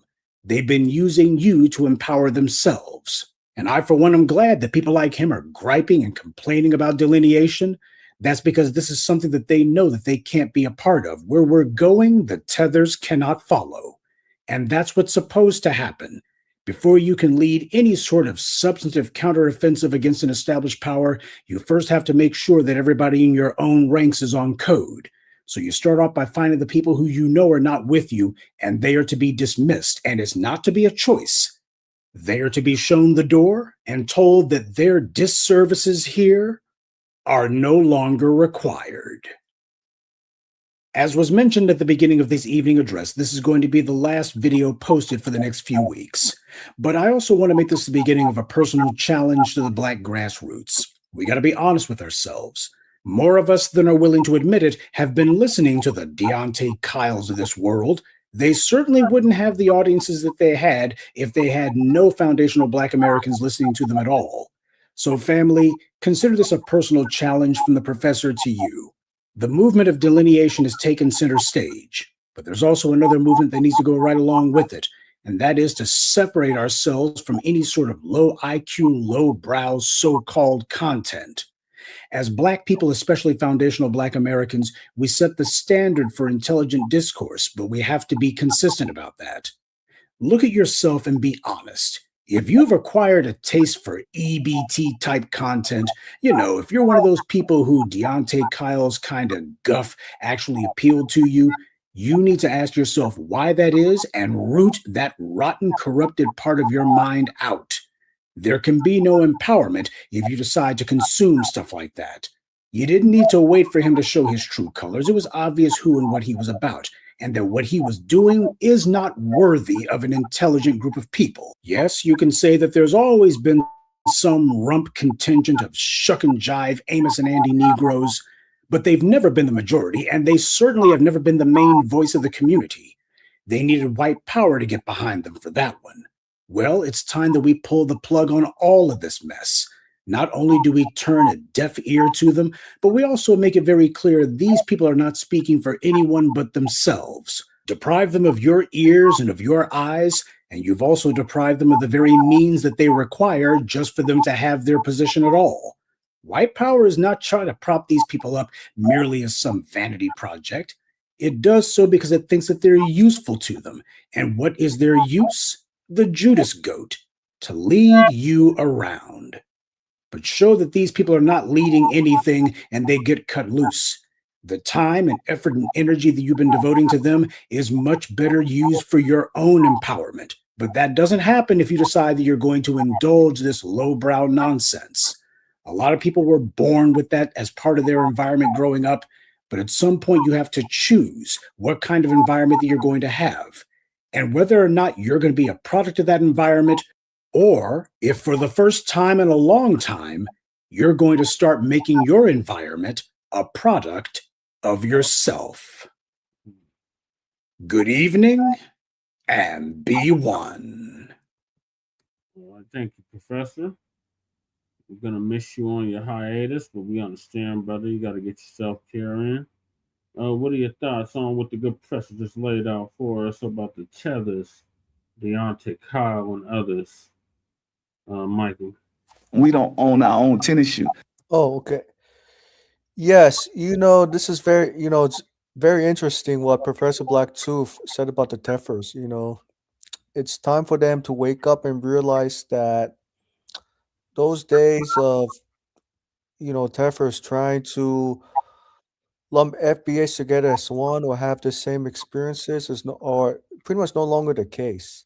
Yeah, And so now, right, so now the Tethers, if they want to help FBAs to be self-sufficient, it's time to empower them. It's time for Tethers to empower FBAs, because by helping someone and imposing restrictions at the same time, how is that really assistance? How is that liberating?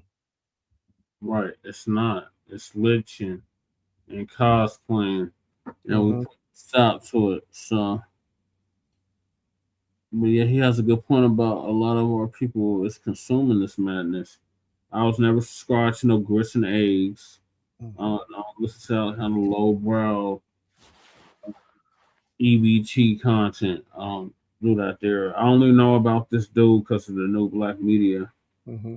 Black media, several content creators in the new black media going in on this clown. But yeah, I don't know nothing about that. I know he was a Democratic shill. I know he was caping for Kamala real hard. Yeah. All that because the new black media. Speaking about Kamala Harris, if she had FBAs running her campaign, I believe that she would have won more FBA votes by putting reparations on her platform and really like steering her. I'm sorry, aligning her interests with FBAs. Michael, she can't align her interests with us because she's not of us. Right. I'm just saying, like, hypothetically speaking, she's not of the FBA list, but what I do know is that if she had FBA advisors, like 100%, not like, people who are African Caribbeans running her campaign, you know what I mean? Yeah, but she's not tapped in like that. Yeah. She better go to Roly Poly Martin. Mm-hmm. Two fingers in the butt Martin. That's who she better go to. They ain't Yep. trying to see us. They run away from us. Shout out to our brother Black Alpha Network, who called Kamala at one of her little book signings down there in the South. Brother said, Kamala Harris, what do you think about reparations? And she was just dumbfounded. On behalf of foundational Black Americans, Kamala, where are payment reparations? Yep. And also Kamala Harris was very vague about debt-free higher education. This is funny. I seen a Harris wall sign earlier in my neighborhood, close to my neighborhood. I'm like, you still got this bullshit up? That election was what, 2 years ago? Yeah, 2 years ago. And by the way, both of them were in their early 60s. Two baby boomers. Turned 60. Yeah, because Waltz, he's actually the same age as Kamala Harris. Yeah, they're like 60, 61. Yeah. Are you surprised we're seeing back-to-back baby boomers running for president? No. We had octogenarians running before that. Right, Bill Clinton, baby boomer. And after Clinton, Trump and Biden are octogenarians. Yeah. Well, Joe Biden is a silent generation. And so is Trump. Trump? Trump? No, actually, Trump is a baby boomer. If he is, he's an old ass baby boomer. Yeah. So 80, 81 now. Yeah, 81. Yeah, exactly. Yeah. So we've been having baby boomers running this country since 1992. Silent generation. Yeah. Yeah. It's like producing one sequel. It's like producing multiple sequels that never ends. We need we need term limits and age limits on this shit. Like the cutoff should be 60. I say 55 for president. 55. Like this is ridiculous. You got people Yeah. that's now dementia, Alzheimer's running the country. Mm-hmm. Why not 55? Why not 60? What's wrong with putting a term limit on 60-year-olds? I think that's too old, Michael. Too old? I think you're still like you're set in a time that we don't exist in currently. Mm-hmm. And what makes you think by putting term limits on 55-year-olds they're going to change? Because I know at 55 years old, it's very hard for people to change their mindsets. Well, really, once you're about 35, you're setting your ways. 35? I could see 35-year-olds going both ways. Yeah, they could be setting their ways, but I also see 35-year-olds exploring more than someone who have entered their 50s and 60s. Yeah, they're definitely set in their ways in their 50s and 60s. Yeah. You know what I'm saying? Like for president, 60 at the most. For Congress, 50. Like this is ridiculous. You got majority of the Congress is fucking on their way out, like literally on their way out. Yeah, like almost reaching 100 years old. Like Dianne Feinstein, she died in office. Mm-hmm. About the Crip Keep. Exactly, cow dog. Thank you. Yep, they are. And I understand why they want to stay in power that long, especially when they're approaching 100 years old, because they're scared that young people are going to bring revolutionary changes to Congress. They just don't want to give up nothing. And then they can take it with them when they leave. Yep. And you'd be surprised when they get out of office, they're like worth millions of dollars. Yeah, they come in as thousandaires and they leave as multimillionaires. Yeah. And the average salary for members of Congress is about $240,000 a year. Yeah, that's like a doctor. Right. And by the time they leave office, right, after what, 10, 20 years, they're close to millions of dollars because of stock buybacks. Mm-hmm. Shame on Nancy Pelosi. She should be hauled into jail behind that insider trading shit. Yeah, exactly. Yeah, I agree with you. Yeah, for sure. And Nancy Pelosi is the same lady who pretty much want to continue with incremental changes. The same one that was kneeling in honor of George Floyd with a kente cloth. Yep. That's her neoliberal way of saying, we hear you, we understand. We but hear you, we see you, but we're not gonna do nothing specifically for you. What happened? What happened to the George Floyd Policing Act? What happened to the commission, the Police Accountability Commission? What happened to that? Right, exactly. And I'm sure Nancy Pelosi is going to say, I'm pretty sure her response is, we tried to advance the George Floyd Policing Act, but we couldn't do it. Lynching, but you see that ain't being enforced. We're getting lynched just about every goddamn day in this country. Right. And I will not be surprised if Nancy Pelosi receives contributions from the Fraternity Orders of Police. Yeah, they all do. They're all in cahoots with the Fraternal Order. Right. Same thing with Bill Clinton. When he ran for office twice, yeah, he definitely received campaign funds from the police. Yeah, that's why he's gonna be harder on crime than the Republicans. That's why we get Biden's bill. Well, every crime bill since 1972 is Biden's bill. But y'all Negroes let this fool, some of y'all, I didn't, but some of y'all let this fool convince you that if you didn't vote for him, you ain't black. Right. And he said, I'm architect of mass incarceration that unlocked hundreds of thousands, if not millions, of black people. over Right. the last 50 years. 50 years, right. And speak about Joe Biden. Even though Joe Biden is a neoliberal Democrat, would you say his 94 crime bill was too extreme or too moderate? Too extreme, but they kept saying the community wanted it, the community wanted it. All the time. Right. Niggas maybe wanted it, but the youth Right. want that shit. So in what ways do you see neoliberal Democrats going very extreme on policing, even though they say that they're moderate? They're all in cahoots with the police. Police? The police is the enforcement arm of racism, white supremacy. Right. That's a bipartisan affair. Bipartisan affair. Right, right. Because normally I would think Republicans will go very hard on crime. Republicans don't want government and every damn thing. Right. But I do know Republicans want. That's true that Republicans don't want government in every aspect of life, but they do want to maintain the police and the military. Law and order shit like Nixon. You see, he was a damn crook, but he didn't compare to this crook we got in there now. Lord. Right. Did you know Nixon had a? I'm trying to remember. I was just reading something not too long ago. Nixon appointed a black cabinet. I'm sorry, a black advisor. To whole war on poverty. Yeah, the war on drugs, war on poverty. Right. Nixon. Drugs. The war on poverty was before the war on drugs.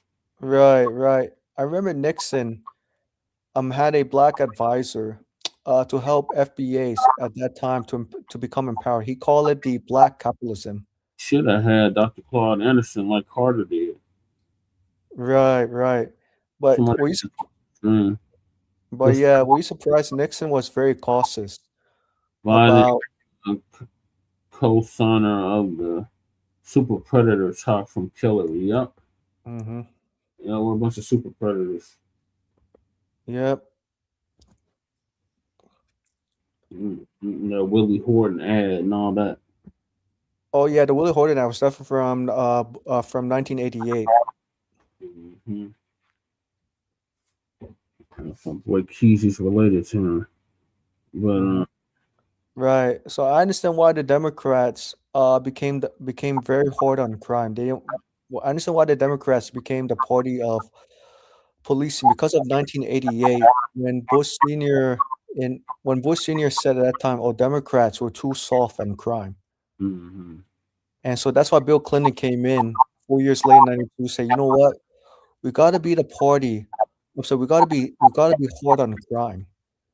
Yeah, it was the tougher on crime. They wanted to be more tougher on crime than the Republicans. Right, because otherwise Republicans will continue to label Democrats as being too soft on crime. Partisan signing, both the Democrats and the Republicans signed off on the '94 crime bill. Mm-hmm. Right. So they try to make it seem like no, it was just one party. No, it was both of them. Both of them. But yeah, Tethers, we're gonna continue to get exposed. Delineation is here to stay. Ain't nothing you can do about it. You can get with it or get rolled the hell over. Mm-hmm. But we're not doing it no more. Right. And speak about Tethers, right? If you had to meet Jesse Jackson Jr.'s former campaign advisors, what would you say to them about updating the reparations platform? If I have to meet them if they're still alive, maybe? Yes, hypothetically speaking. And they're still in the cognitive state of mind. Let's say you have a Gen Xer who volunteered for Jesse Jackson between 1984 and 1988. Gen Xer. Okay, they were young as hell when they did that. Right. And they're now like anywhere between 57 and 60 years old as of 2026. What would I say? It's one with the put the black agendas in. Right. Because I knew Jesse Jackson, he had reparations as a start. Yeah. But it was not lineage at that time. We got Shabaka in the building. I thought that was your fam. You said Big Hortons though. Yeah. Yep. Greetings, Shabaka. Greetings, Shabaka. Difficult.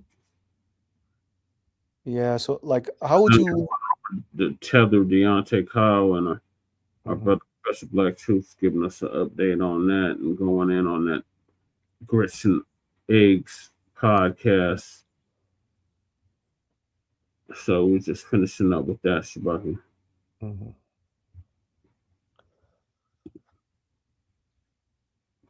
Yeah, so these tethers, it's over for you, tethers. We're going to continue to expose you and point you out, since the rest of the diaspora wants to turn a blind eye to the tether class and let them run amok and put their trash on us. Them days is over. Right. But yeah, but what would you say to the Gen Xers who volunteered on Jesse Jackson's presidential ticket? I just told you, Michael. Oh, I didn't hear you. Now you're doing the stuff Shabaka doing, repeating yourself. I said Okay. I told him to push a black agenda Then, okay, got it. Reagan and Bush created the crime era in the 80s. Yep. So Yep, they did for sure. All right, so moving along, we got Master P, otherwise known as Percy Miller. I was a big fan of his, but he's been saying some real off-code shit lately. So he got checked on something off-code he said recently about slavery. He told us we need to get over slavery, and he got all kinds of backlash. So this is his clapback, or his response to the backlash that he's been receiving from our community. So Big Anthem spokesman, UPTV, Urban Politicians TV, gonna give us an update on that.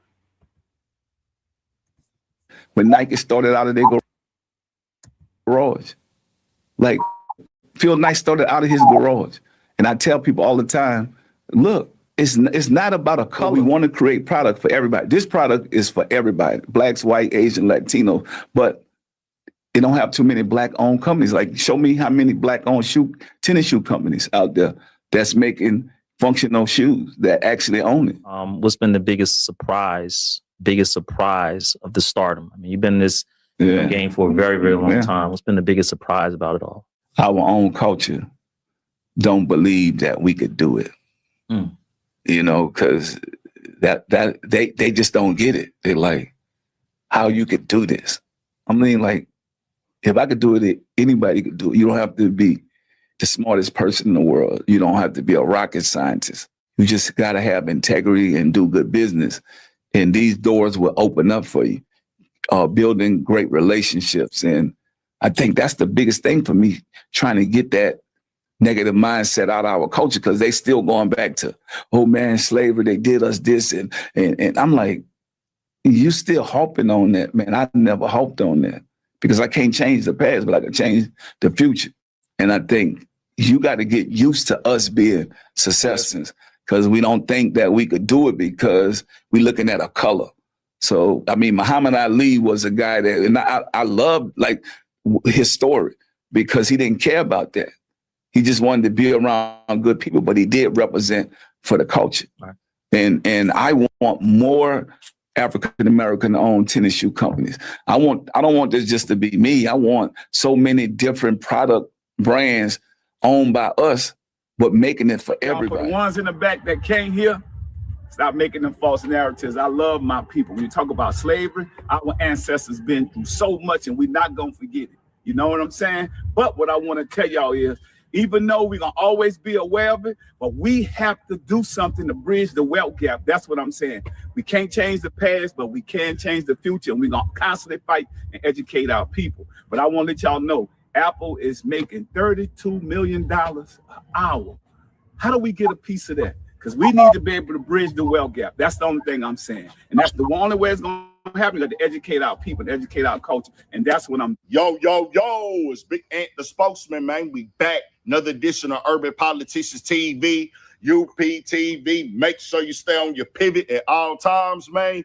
Had to come tap in just as I expected. And if you watched the video I had dropped on this convo yesterday, I said that he would. Master P responded to the backlash and people calling him out about the comments he made were black people harping on slavery, then using those monolithic words that pretty much puts us all in the same category, all in the same mindset of we, us, my culture, my people. They don't want to do this. They don't want to do that. Like we don't have these things going on that he's speaking of already. And like we ain't been doing them for hundreds and hundreds of years in this country.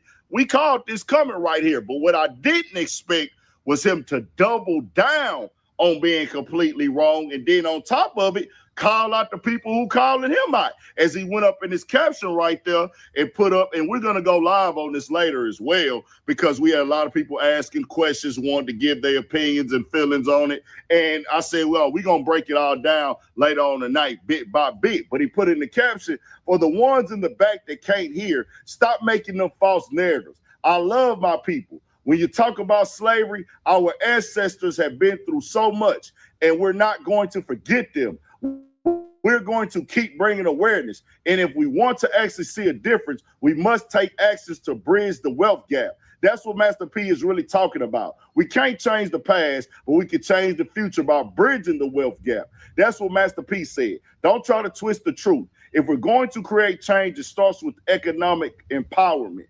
I've been educating my people on this for over 20 years. And for the ones that don't want to hear the truth, stop trying to get clickbait. Whatever they meant for evil, God will use it for good. Now, let's be clear here, Master P. You said exactly what you said right there. You used those monolithic words, and then you said harping on slavery. They always harping on slavery, or we be harping on slavery. I'll try to tell them they do this, they do that. Master P, nobody else tells people to forget the past, to move forward without it.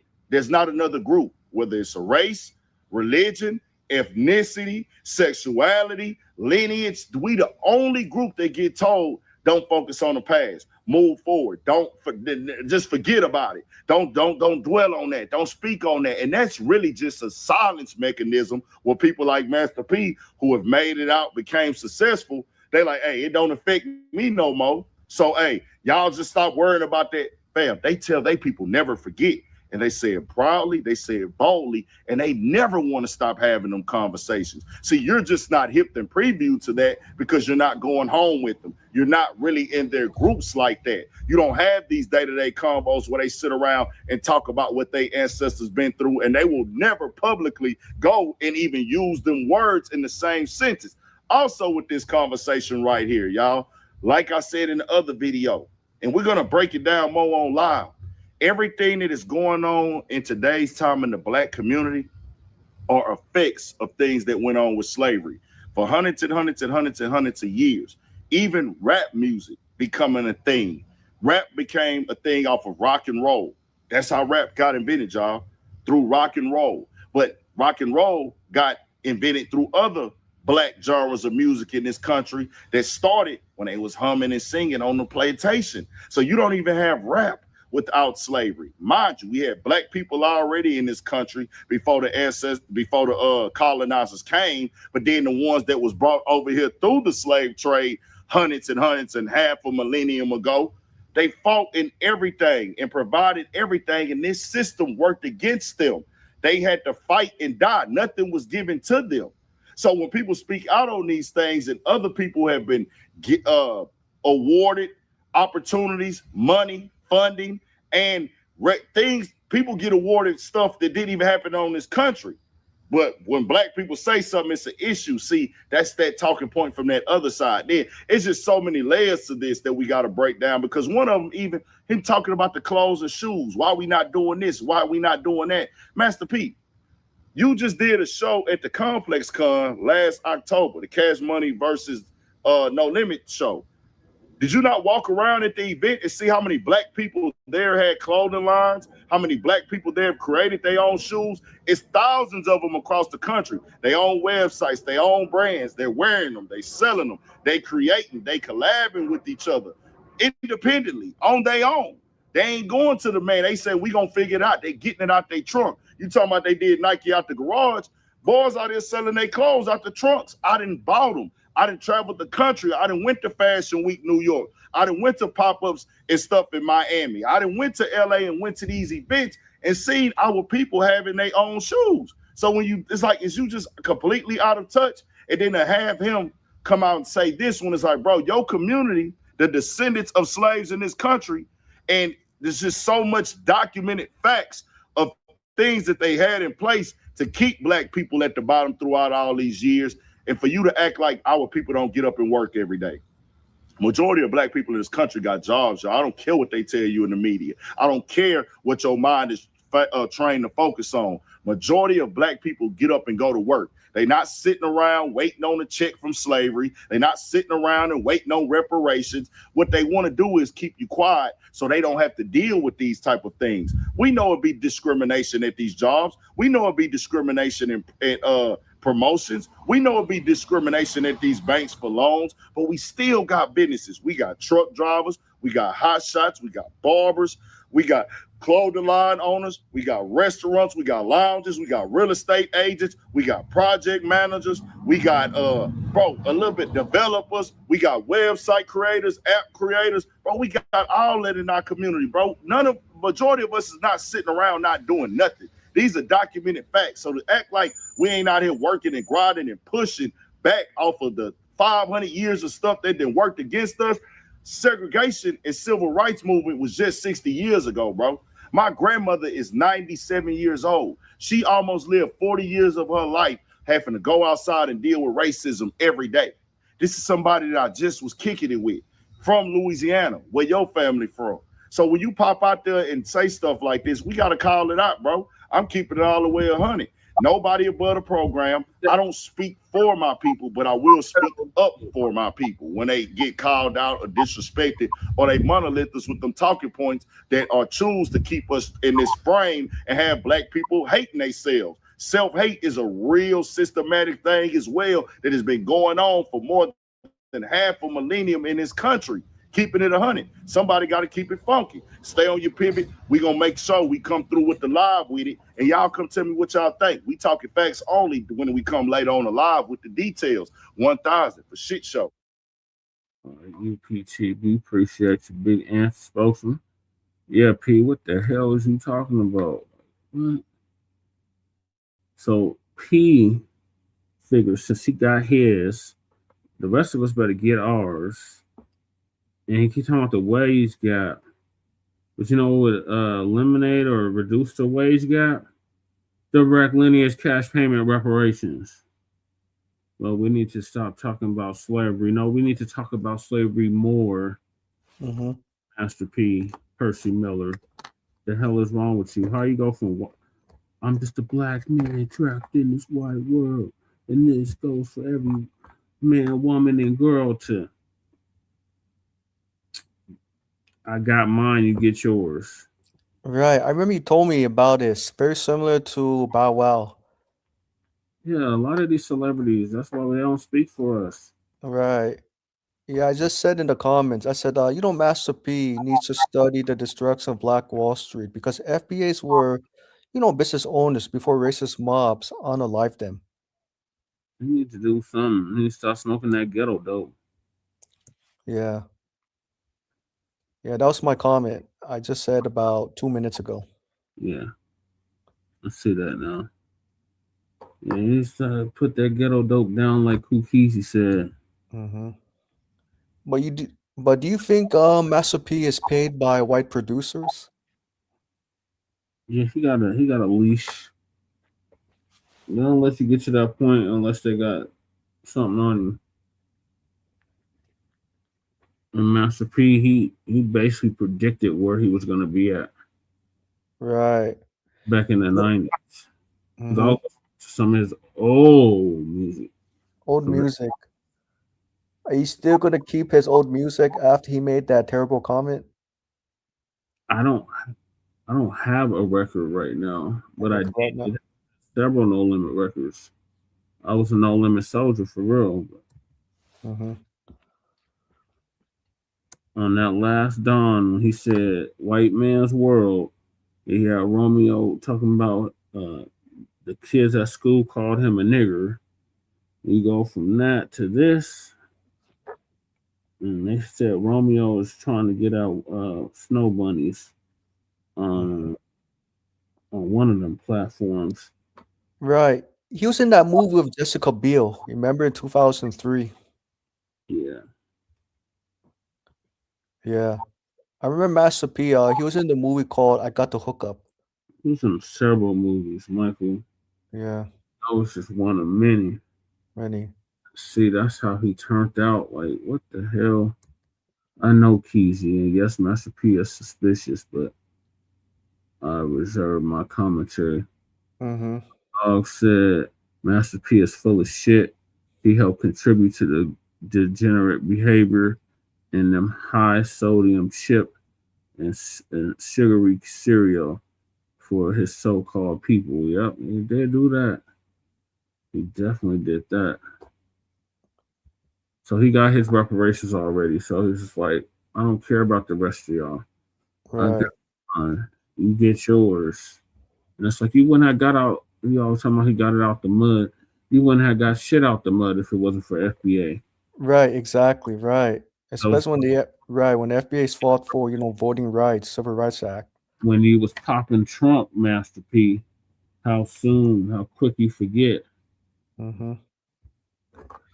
Yeah, I would not be surprised if Master P meets with President Trump. If he did, can you get us our goddamn reparations? But based off of what Right. he said, no. And I know Master P is probably gonna say, "I'm here to meet President Trump to do business." Yeah, F them other hitters, because I'm down for my hitters. Yeah. Mhm. R.I.P. to Mr. Magic.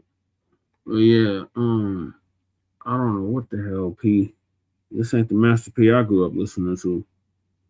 Right, but he's FBA, right, Master P? Yeah, he's from Louisiana, Michael. I don't get no more FBA than that. It's straight from the bayou. Right. So But yeah, if you had to tell Hollywood about Master P, would you tell Hollywood that, hey, don't give him a contract to make movies or music videos because of that one comment he made? he don't make music no more, Michael. He does other things like sells a cereal, like Mm-hmm. cereal and high sodium chips. High sodium chips. And speaking about the cereal, would you buy his cereal or not really? No, I wouldn't buy none of that shit, especially after this.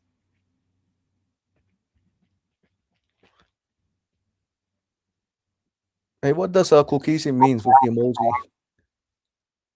It's a face palm. He said Michael and those questions. Come on, man. he's just cracking jokes on you, Michael. Oh, okay. He's trying to understand why you're asking the questions you're asking. Oh, okay. Oh, I'm just asking, just to understand, just to clarify, understand. So yeah, I don't know what the hell P Mm-hmm. on, but he needs to get off that shit. And your little clap back, that ain't it either.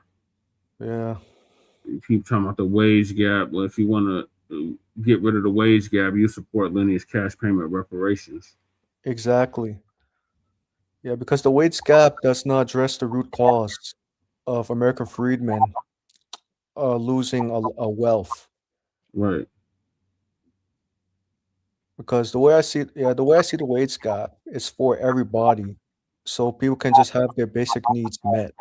Mm-hmm. Yeah. So in other words, I think he wants freedmen to get more crumbs, but not to be restored to where they were before U.S. chattel slavery. He wants us to get ours Mhm. out the mud like he did. Mhm. Forget where the hell we come from. He said, Michael, don't make me roast you a little bit. Yeah, I'll try not to ask so many questions. Well, that's part of the code. Problems are solved by questions and answers. All right.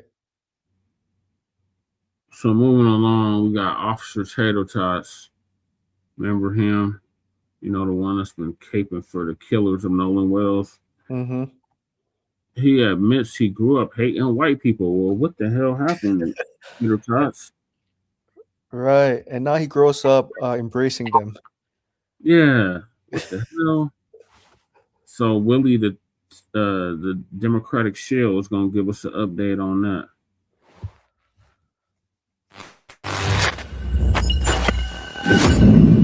Willie T Live. What's up, family? Black People Hate Him. Officer Tatum went on Elliott Connie's show to defend himself against accusations of supreme coonery. Didn't go so well. Check it out. I grew up in multiple areas. I went to school at Dunbar High School, Paul Laurence Dunbar, named after the famous black poet Paul Laurence Dunbar. But I went to Paul Laurence Dunbar High School, which was right in Stop 6. We lived in Eastwood, which was down the street with my grandma for a couple years. And it wasn't that we needed to, we had to. My daddy was, my daddy was in my life. My mama was good. Like we weren't poor or anything. It just so happened that we lived in those areas. One reason I went to Dunbar was because we wanted to excel in sports. And so we ended up transferring from Crowley to Dunbar. So yeah, I was living in a lot of different areas, man. We lived in middle class areas. We lived in poor areas. I had a very diverse upbringing. I don't know if you know this or not, but I went to college not too far away from there, Texas Wesleyan University. Oh yeah. I looked you up, man. So that's very close to where you are. Yeah.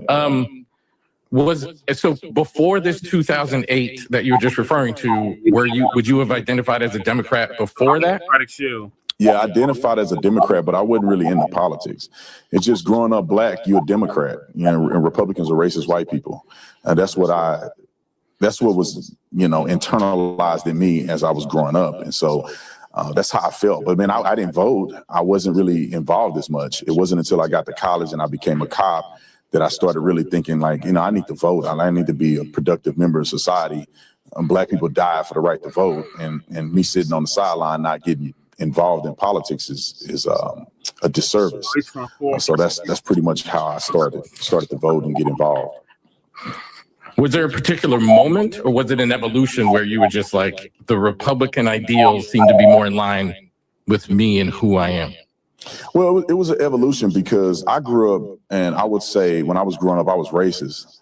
I didn't really like white people like that. We never was around white people. And I had a very negative connotation. I didn't like police officers. First time I got an interaction with a police officer, I was 8. I got arrested for smoking weed in a vacant house with my cousins. And as an 8-year-old? 8-year-old, yeah. I stopped smoking weed when I was 8, actually. But whoa. When did you start? Probably around when I was 6, 7. Smoking weed with my cousins. All right. And all right, so you stop at 8. Okay. Because I got arrested. We went to juvenile. We didn't spend a lot of time in there, but we ended up getting arrested. Went to juvenile detention. We stayed there for the majority of the day. My daddy came in there like he was in the WWE, saying he was gonna kill us and everything. And that changed my life. It's a whole story around that. Because, anyway, moving forward. So I grew up with that perspective. And when I left high school, went to college, I had an opportunity to be around white people in real life. And I realized that, wait a minute, I don't think white people are as racist or as punitive towards black people. It appears to me when I was in college, they didn't even care. It was a non-starter of racism when I went to the University of Arizona. It was nothing there. And so I began to realize, whoa, the world is bigger. Things are much different. I've been in an isolated box being taught something that I think is not really reality. I can stop right there, fam. So here's the deal. This shows you how slow Tatum is. He went to the University of Arizona, a PWI school. Yeah. White girls are all over him. That's what happened. The white girls got on him because he was an athlete. You go to any PWI, and that's what you're gonna find. White girls dating black guys who look like they might make it to the next level. Reality. So they're trying to secure the bag. Like you. Before the bag is secured. Like you. They're also living out their fantasies of having sex with black men. Many of them are being defiant. When they go to college, they say, oh, I've been raised like this all this time, and now I got some freedom. My daddy don't know where I'm at all times. Mama don't know where I'm at. They don't know who I'm with, who I'm hanging out with. They don't know who in this dorm room. And they in that dorm room getting the brakes beat out of that thing.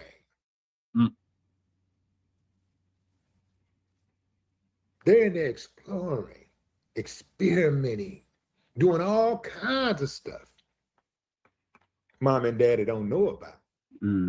So when they got on him, he took that as some type of validation of acceptance. Watching for certain things. He really believes that they like him because they like him. Devils are dangerous for real, yeah. Right. No, they like what he could do for them. Tatum got That's what they like. First piece of cat in college. Tatum described having deep racial prejudice growing up. The dude has said that he hated white people. You heard him. He said, I hated white people. And he believed black people were superior.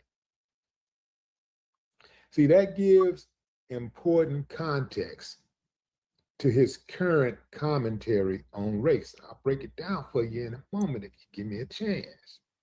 I think that was. I'm gonna call it what it is. If somebody hates people simply because they're white, he started getting a bet. That's racial prejudice. He's an opportunity. That is not racism. Opportunity presents itself because racism involves and shine bone that you can use to control the outcome of a person's existence. Be right, life. People. You can interrupt and caping for their life. Tatum might have punching that racism card. Oh my God! Right, you can play that race card. He's one of them boule niggas and affect their life. For example, we have a system of racism in America where white people can call the police on a black person. And it doesn't even matter if the black person is innocent or guilty. Fraternities, yeah, definitely. The police will automatically show up and assume that the black person is guilty. And sometimes it's not even assumptions. It's just that he's an opportunity. We automatically are on default to go after the black person and treat that person with more aggression. And then and they know that. That is I just seen a video racism. Of that, Keezy. Cow Dog. Tatum don't have that type of power. Crip. He can't call the police on a white person. And the police show up in 3-4 cars and jump out and immediately attack the white person. Immediately start cuffing the white person. Immediately start looking at the white person like they're the victim. Looking at the white person like they're the innocent person, and in a fraternity, he can't do that. I wouldn't be. He don't have that type of power. If he was in college, so when I hear people of all backgrounds say stuff like "black people, well, you're racist," cannot be racist. Black people cannot be racist in America. Probably a Prince Hall Mason. A black person in Nigeria could be racist against a white person because they're the ruling class, right? And the Kappa. I'm not going to soften this whole. I'm not going to soften my commentary because this dude is admitting that at one point he was a racist and he's no longer that. Here's the deal. What he's describing is his past. If we're going to criticize dude fairly, we shouldn't automatically claim those are his beliefs today, right? The interesting story is the transformation, the alleged transformation. Okay. Somebody who once viewed race through an extremely hostile lens now regularly argues against what he sees as racial victimhood and race-based politics. Include any other divine. On the flip side, you have white people who say they used to be racist toward black people and they're no longer like that. But they're not arguing about racial victimhood, and they're not arguing about race-based politics in regards that, well, in association with Black people having some type of power. When they speak on it, they speak on it about, you know, they speak on the current power structure and how it is used, you know, to subjugate and oppress Black people. See, people can overcorrect sometimes, and this is what I surmised that Tatum did. He overcorrected. He was like, well, I no longer see white people this way, but now I'm going to turn my angst toward the Black community. And so because I was raised in a way where I grew up to hate white people, now what is the opposite of that? Okay, so now, you know, because I did that to white people, now I feel some type of shame, and I feel that I have to correct that. I feel that I have to do something about that. So what I'm going to do is I'm just going to start going against everything that these people that I'm around go against. And make no mistake about it, the University of Arizona is overwhelmingly a conservative university. And these kids that go there, they come from very conservative backgrounds. I agree, Shabbat. And many of them do not like Black people. You know, he probably did, Cal. Many of them have a very, very bad taste if he did for things like DEI or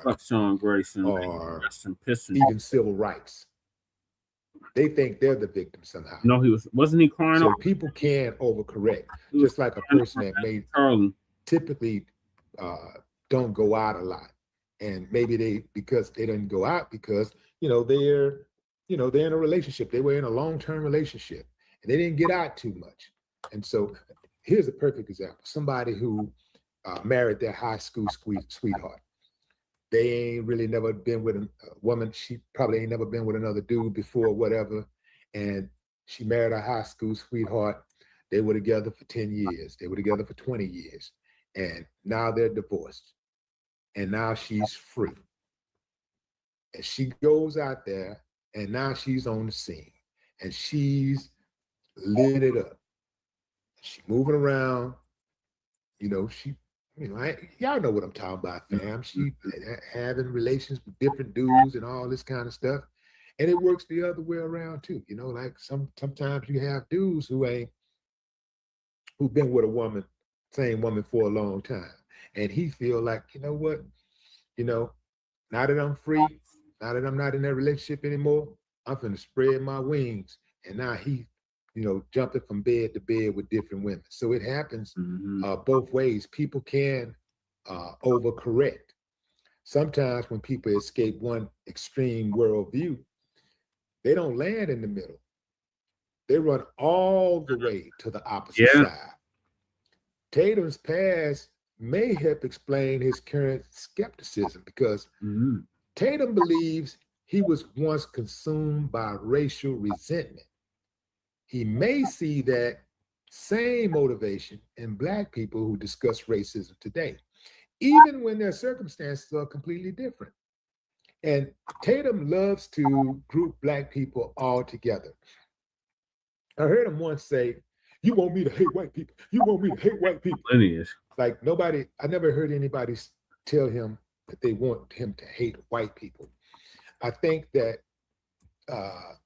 that's a defense mechanism that he uses so that he doesn't have to be held accountable for holding white people accountable and to the same standards that he holds Black people. Because he will quickly make really blanket statements about the Black community, and you will never hear him make negative blanket statements about the white community. He will. I have still yet to hear him critique the white community. I wish I could get some of those video. I wish I had him on video. Wish there was a Austin Metcalf moment here where he had video of him displaying his hatred towards white people. I wonder how far he went with it. I wonder how bad it really was. His personal experience is not everybody's personal experience. When he says he flipped the script, he stopped believing one way once he became a cop. Well, that makes a lot of sense because most dudes, black guys who become cops, related to Brandon, they catch in and they don't try to make a change. They don't try to be a beacon of black people.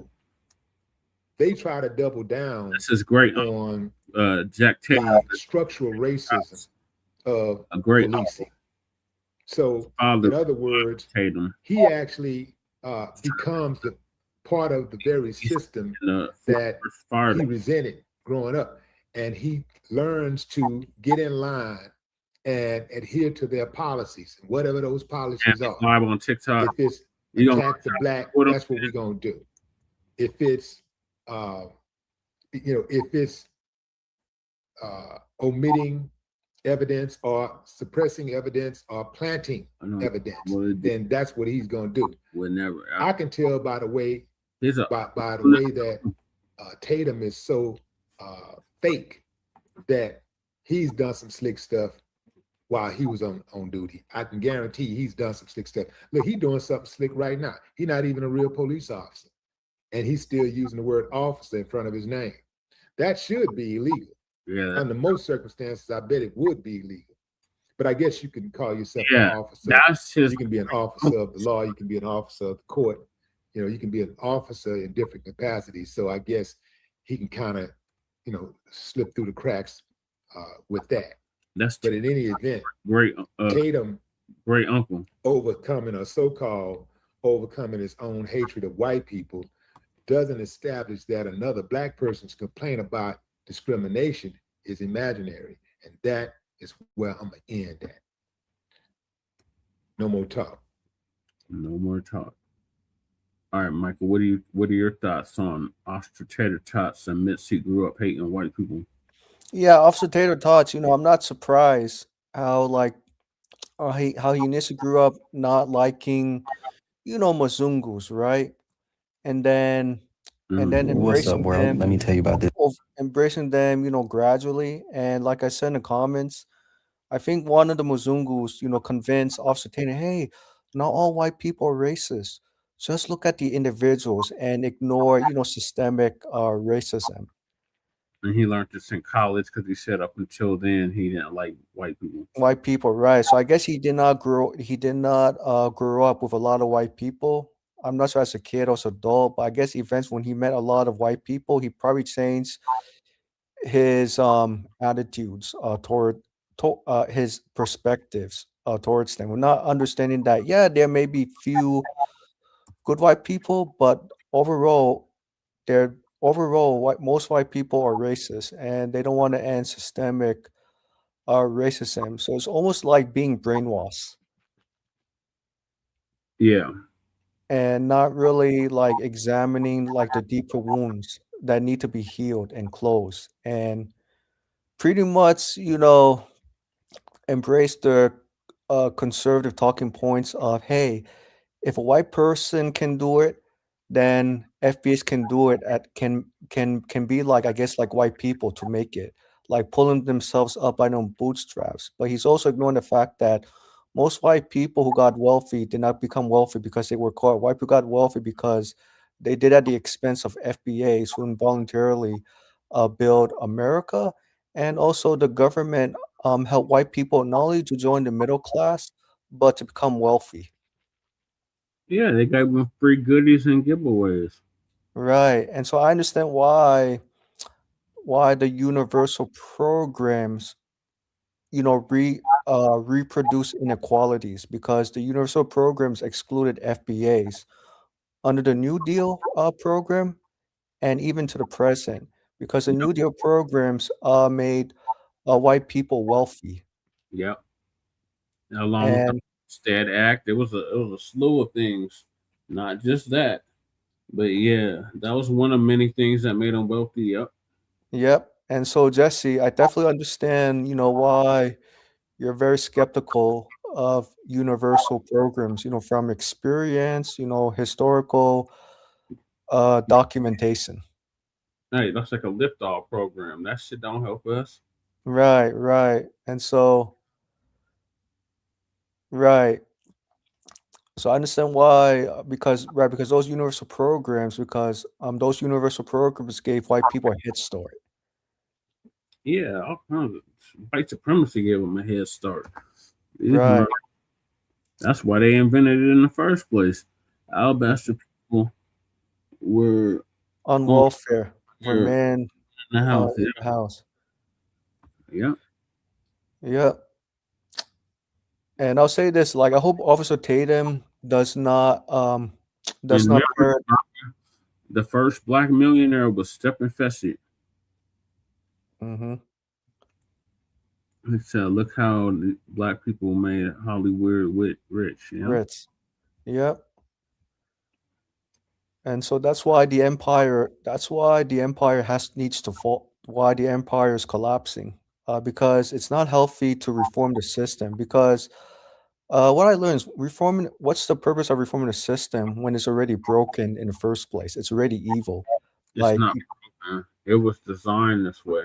Right, exactly, right. Designed to be evil. It's never designed, to do good by FBAs. Right. The common misconception is that it's broken. No, it's not broken. It was designed. Intended. Right. It's working exactly how it was intended. Right.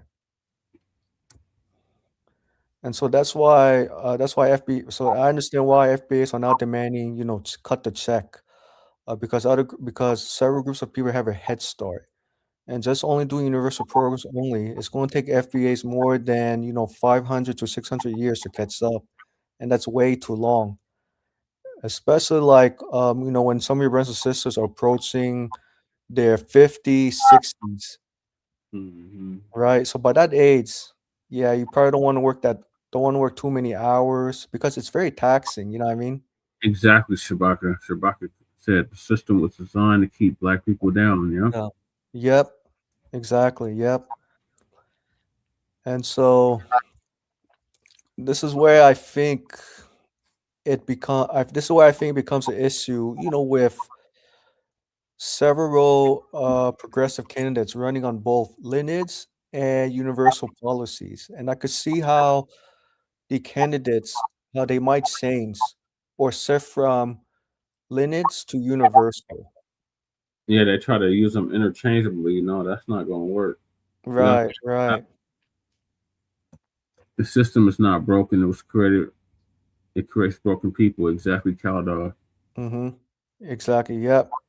For sure. And even going back in 2010, Republicans didn't want to see Obamacare succeed because of anti-Black racism. Yeah, they didn't want us to get it. Right. And I guess because the Republicans at that time, and of course Democrats, they want to go back to the 1950s era where Americans did not have health insurance. Yeah, and what was happening in the 1950s era? Jim Crow. Jim Crow. Right. That's what they meant by make America great again. They want to go back to that time where the average white citizen could tell the FBA what to do. No, them days are over. Right. And especially for white voters, they can keep their universal policies fine, but they cannot exclude lineage-based policies. They got to do the lineage-based policies first. Oh, absolutely. I agree with you 100%. Lineage-based policies first, and then, universal policies secondary. Right. Second and third. Right, right. And so I understand. Yeah, so I definitely understand why the money definitely needs to come first, because the clock is ticking. Right. So you can either give it now or the empire will fall. But either way, we're gonna be all right. Right. Because you guys will definitely be fine because you guys know how to survive, through adversity. Mm-hmm. Like for me, for me, not so much. I can try, but I don't think I have your guys' genes to do it. Yeah, you don't have that majority spirit to do it. Right. And second, and two, I don't have the anodactyl experience. Yeah. Yeah. We are the people that make something out of nothing. Mm-hmm. Would you say, Jesse, would you say that my assessment, would you say that's a fair assessment that I'm making? Yeah, we make something out of nothing. Right. You get it. Ain't nobody get it out the mud like us. Mm-hmm. Right. Oh, Jesse, I also put something in the private chat. Be known that these aspects don't speak. That's exactly what we're doing. We're cleaning the house, Shabaki. Yeah. And that's where the tethers come in. The tethers got to be checked. The diaspora ain't checking them. Mm-hmm. VA got to check them. And they don't like how we checking them, but they're going to get checked. Right, right. You remember I told you about the, you remember you sold, you, excuse me, you sold the B1 Rolex book earlier? Not an actual book. It's like a book. Like a director, right? Because when you said B1, I was thinking that maybe I got to make it more like Friedman, one, because I can definitely see the Caribbeans, Africans trying to test themselves into the B1. You can't get in the Rolodex. You got to be vetted and screened. Right. Vetting and screening process. So not anybody can just say, "Oh, I have a business." No, you got to be checked out thoroughly. So we already have safeguard mechanisms. Right, right. I'm just saying just to make sure, you know what I mean, for you guys' protection. And like Cow Dog said, that Sister Gloria's song, I Will Survive, was about us, and then Pekka would flip the song to LGBTQ. I know, Cow Dog. They done flipped everything to that. Lord. Yeah. All right, so long, we got great news. We covered this yesterday, but we're going to cover it again. And that is the murderer of Sean Grayson, or excuse me, the murderer of Sonia. My apologies. The murderer of our sister, Sonia Massey, has kicked the bucket in prison. Mm-hmm. A former deputy died in prison of cancer. Mm-hmm. So that's great news. Great news. Mm-hmm. We didn't have no business killing our sister after she called him for help. Right. So goodbye and good riddance to Sean Grayson. Mm-hmm. Right. I remember Philip Scott was telling his brothers and sisters, when you guys have an emergency, never call the police because the police will come and unalive them. Yes, I remember all of that, Michael. We've been saying that for over a decade, but let's get to this. Sir. Sean Grayson, who unalived Sonia Massey, perishes in prison.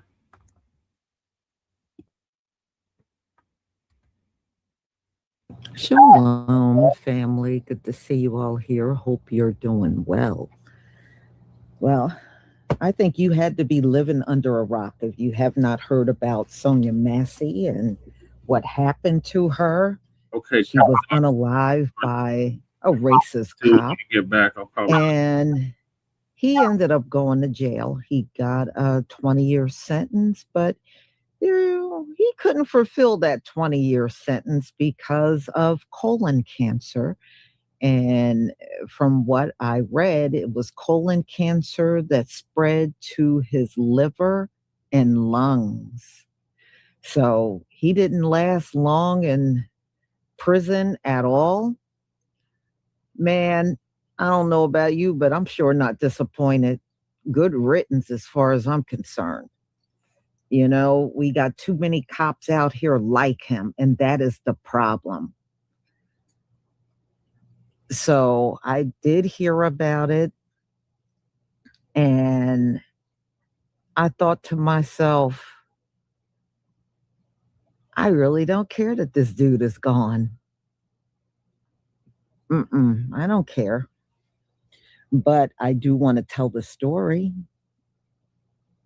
I believe it does deserve that. So he went in there and never made it out. Never made it out. Never got to continue on with his life. Unfortunately, many of these cops did that harmed our people. And they got to leave one police force and go over to another and act like nothing ever happened. So this was definitely some righteous justice from the Most High on this one, as far as I'm concerned. So I'm going to share my screen.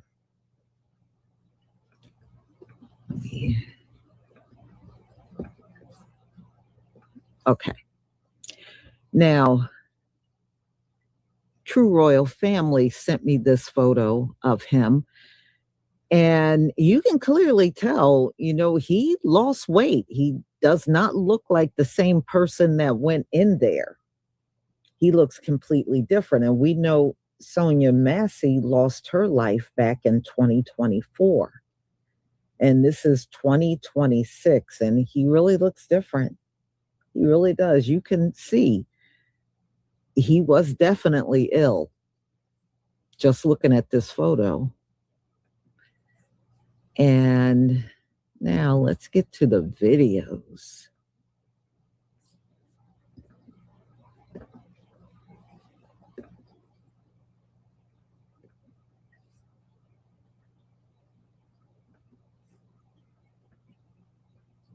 Okay.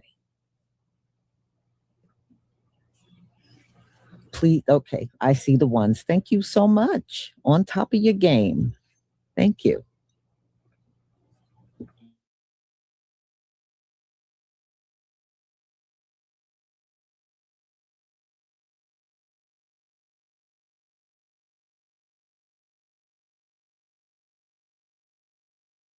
Sean Grayson died Sunday. He was the former Illinois sheriff's deputy serving a 20-year prison sentence for killing Sonia Massey in her home. Grayson's attorney confirmed his death, but did not provide further details. The 32-year-old was convicted of second-degree murder last year for the fatal shooting of Massey, who called authorities over a possible prowler outside her home in July of 2024. Grayson shot her in the face in her kitchen.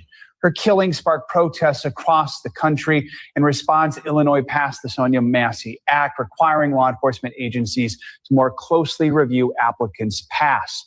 Grayson was diagnosed with colon cancer before Massey's killing. In May, he did seek medical release under an Illinois law for terminally ill prisoners, but he was denied that request. So, you all bear with me. This is really heartbreaking. I have some good news and some bad news.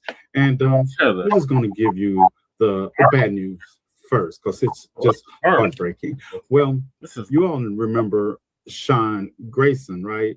The former police officer that was sentenced to 20 years in an Illinois prison for killing Sonia Massey at her home, saying he feared for his life, that she was going to throw some hot water on him. You all remember that? Yeah. He was sentenced to 20 years in prison. Yeah. Well, Sean Grayson has been released from prison. What? Yes, he is out of prison now. And that is because he has died in prison.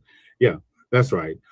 Sean Grayson, who was convicted of killing Sonia Massey and sentenced to 20 years in prison, has died from his cancer.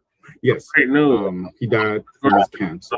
So that is the news I wanted to share with you all. But the good news for his family, friends, and supporters is that Ouija boards are on sale. Yeah, Ouija boards are on sale, and they're much cheaper than trying to get him on the telephone in prison. So you all can have all-night conversations with him now in hell. Yeah, in hell. Ouija board? Yeah. Yeah, that's all I got. That's all I got. Y'all have the day you deserve. Anybody want to talk to Sean? Oh, okay. Too soon? Too soon? I don't give a fuck. Yeah. All right, y'all. We got breaking news. Sean Grayson is dead. Y'all remember him? Yeah. He's the officer that murdered Sonia Massey for saying that she rebuked him in the name of Jesus. Yeah, his ass is dead. He had cancer all over his body. Yeah. He applied for compassionate release. They denied it. and now his ass is deceased to the highest level of deceasedness. Y'all go ahead and grab your tea and have a seat. Let's get into it. So according to a statement issued by his attorney, Sean Grayson was battling stage 4 colon cancer, for which he was undergoing treatment. Now, it's unclear if that was his cause of death. However, his attorney says that he died today. As we all know, former Sangamon County Sheriff's Deputy Sean Grayson was convicted for murdering Sonya Massey in her home in 2024. On that day, Sonya Massey called police officers because she thought there was an intruder or a prowler on her property. When they arrived, Sean Grayson and another officer came inside of the home. There was a pot of boiling water on the stove. Sean Grayson instructed Sonya Massey to remove that pot of water. When she went over to remove it, Sean Grayson began backing up like he was afraid of her. And then she said she rebuked him in the name of Jesus. He then fatally shot her. So he was found guilty last October of second-degree murder for shooting Sonya Massey, and he was serving a 20-year prison sentence in the Illinois Department of Corrections, which was followed by 2 years of mandatory supervised release. And last month, the Illinois Prisoner Review Board rejected his medical release request and ordered him to remain in the clink despite having stage 4 cancer. So he's dead. Sonya Massey, rest in peace. My condolences still go out to the family.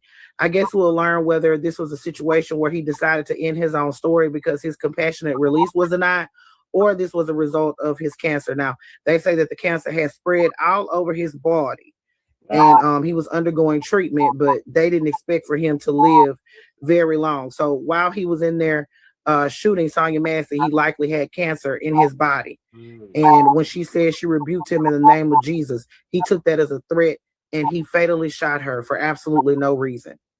I declare, honey, baby, I'm gonna keep it a stack. I wish he would have stayed in prison a little bit longer. I wish he could have stayed in there for a little bit longer. I don't like for people to, just be able to get away with stuff by going up beyond her. I mean, I don't know where he went, but stay in the clink for a while. That's what I think. Y'all put your thoughts in the comments. Rest in peace to Sonya Massey, and her soul continue to rest. This is Double D Mo for the Black Community. Now, I personally don't wish unaliving on nobody. I believe that that's God's job. But what I do know is that God is going to stop allowing y'all to try to play his role when it comes to Black people. He's not having it. For those of you who have not heard already, Sean Grayson, the police officer that was called by Sonya Massey, the Black woman who was calling the police because she needed help. She was struggling with her mental health and wanted help. Well, he's lost his battle to cancer. He's no longer here, and he kicked the bucket in the prison. Now, I hope this is a warning to all of y'all who think that y'all can play God when y'all have power and control in your hands, specifically when it comes to Black people.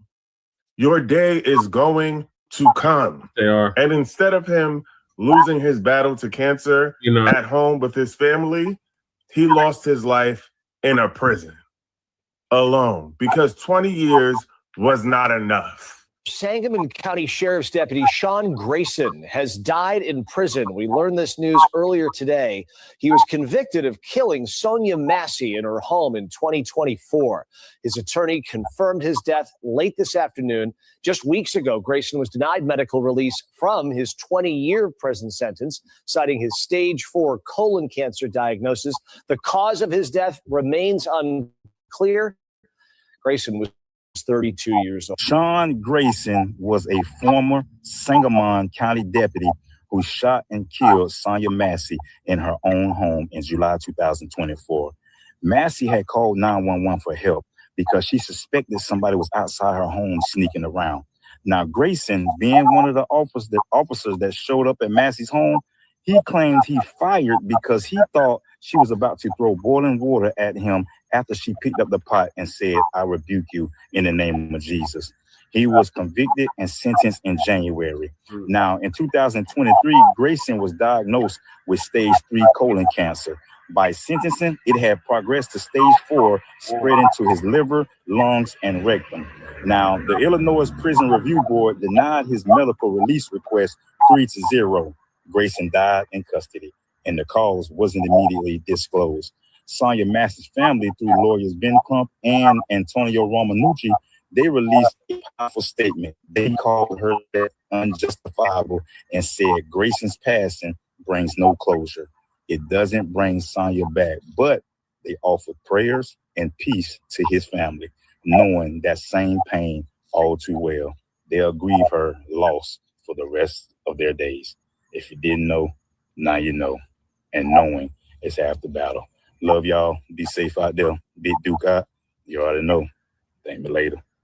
The former officer that murdered Sonya Massey in her own home has died in prison. And before we get into what happened to him, I want to make one thing very clear. Sonya Massey should be alive today. She was murdered.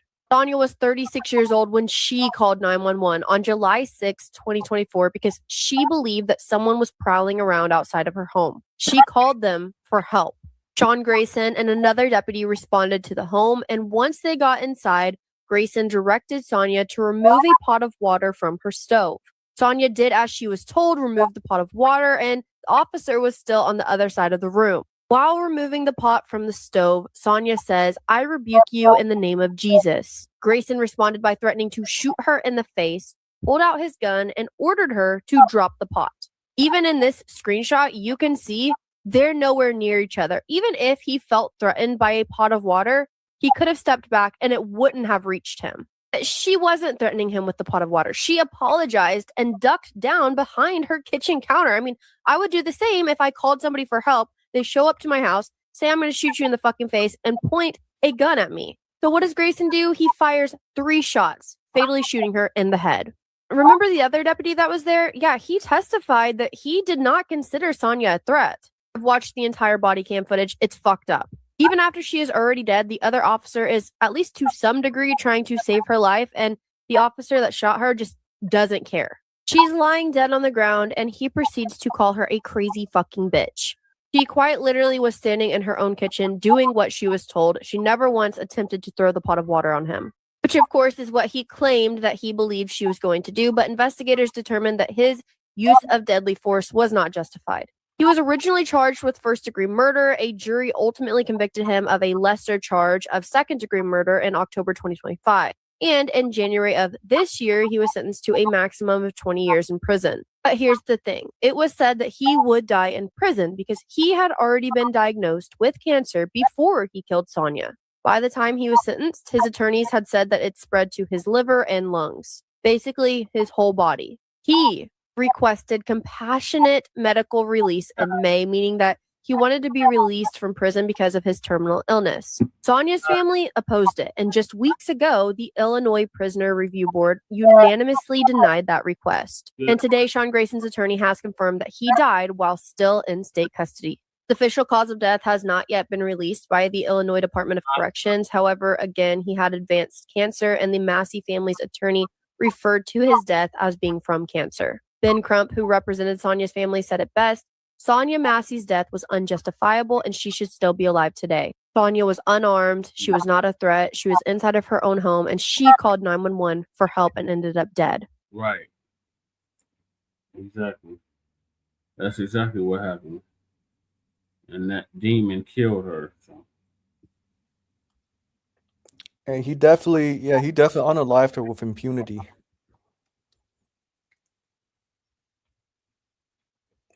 And showed no remorse. Nope. None. And even with all of that, her family still sent prayers to his family. Yeah, that is that's very sickening from her family to do that. Like, if I were the victim's family, I will not even give sympathy to the defendant. Right. Like, you killed my daughter, you killed my mother. Like, what the hell? Mm-hmm. Like Jesse. Fresh always in the building. Salute, Fresh. Hey, Fresh, how you doing? I'm just going over the death of Sean Grayson. Great news. Great news. Got to do another round of applause. Great news. To hell with Sean Grayson. May he rest in peace. Yeah, it's really great news, and it's really justice for Sonya. What's her last name? Okay. Can y'all hear me now? All right. Well, what I was saying is, you know, the Most High did what he does. He protects his children. And this final judgment on Sean Grayson was just.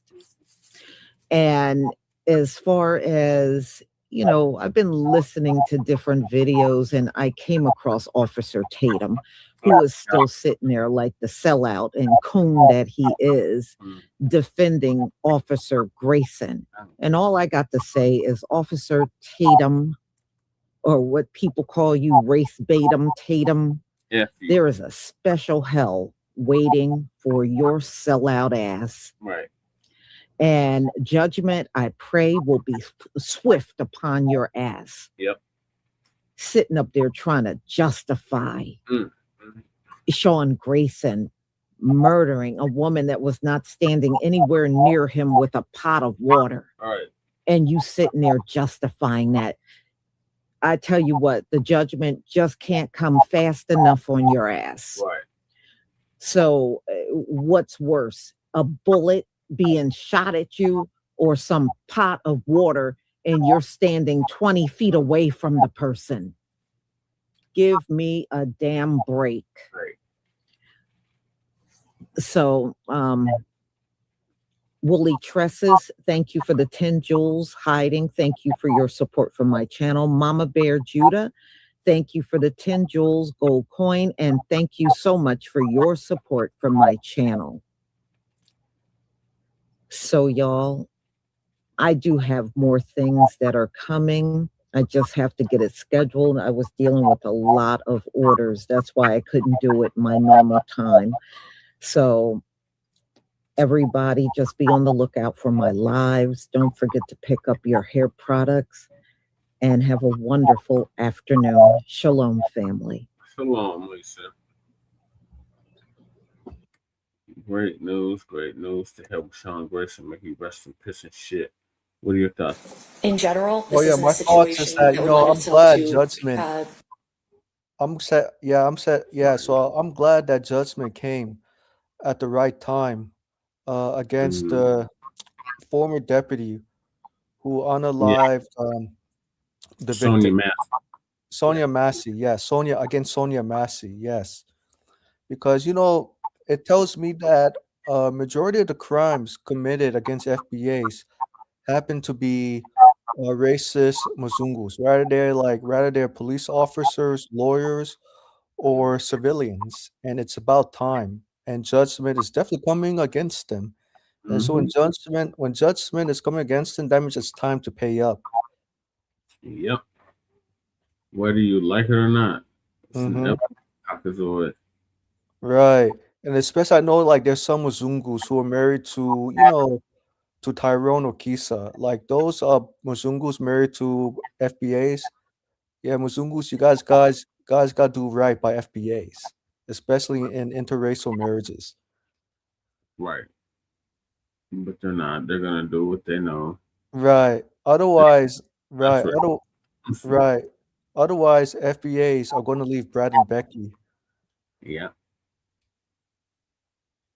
It's already happening. We show videos of people talking about how they don't want to have nothing to do with white people. Even white people saying they don't want to have nothing to do with other white people. Right. Oh, I hear it. Oh, yeah, absolutely. I think I saw a clip. I saw a couple of videos where white parents disapprove of their white kids for not being racist against FBAs. Mm-hmm. And to you, that's not enough, right? Just you say that, okay, great, but we want substance. We want to see substance. Exactly. The hell with an apology. Cut the goddamn check. Mm-hmm. That's the only thing we need to talk about. Right. Yes. Nobody living is currently a slave. Cut the goddamn check. Why should I have to pay for? Cut the goddamn check. That's the response for everything these Nabiscos and these OTPs and tethers got to say about our reparations. Cut the goddamn check. Hey, how do you imitate a Nabisco, especially a female Nabisco, Email Nabisco. like Karen's? You'll never get it. You're never gonna get reparations. It's never gonna happen. Mm-hmm. I bet your response to them is like F them, right? Mm-hmm. Yeah, when you say to them, I'm sure they become silence. Yep. They usually do. Mm-hmm. Yeah, because I'm seeing more, as a matter of fact, I'm seeing more white liberals coming out and exposing who they are. So they do a better job of revealing they do a better job of revealing who they are than telling. Yeah. They will definitely show you who they are. If somebody shows you who they are, you best be believing. That's who they are. Right. You remember that movie Get Out in 2017? Remember when the brother was with the white woman Yeah. and his friend told him like, "Hey, brother, if I were you, be careful about Becky and her parents, especially especially those who identify as liberals." Yeah. And unfortunately, the brother who was with the white woman had to learn the hard way at the end. Mm-hmm. Yeah, because he was in a sunken place. Right. And that's still a lot. That's it's really people like that. Mm-hmm. That's in a sunken place. Yep. And it was just very scary place, especially when he was like in the all white area. Despite that, it was despite the fact that he was in a liberal area, but still very scary. Yeah. Yeah, that's what reminds me of the movie Chucky. You wanna play? Yeah, I used to have a Chucky doll too. Mm-hmm. When I was like 3 years old. Well, yeah, moving along, we got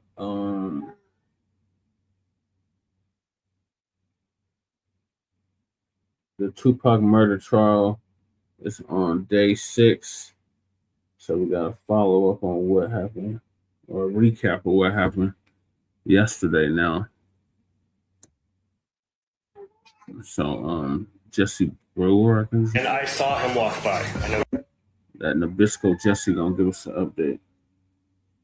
Jesse Weber from Law and Crime. Stop, crazy cats.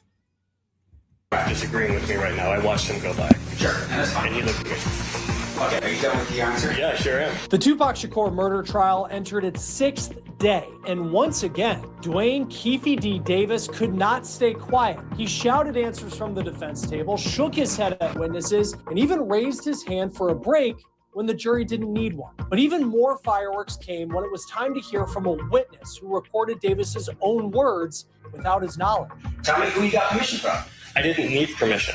Do you understand? There's no permission needed for that. I'm there to do it. But you're not the contract person. You don't have a contract. We're on the case, presented by Law and Crime. I'm Chris Stewart.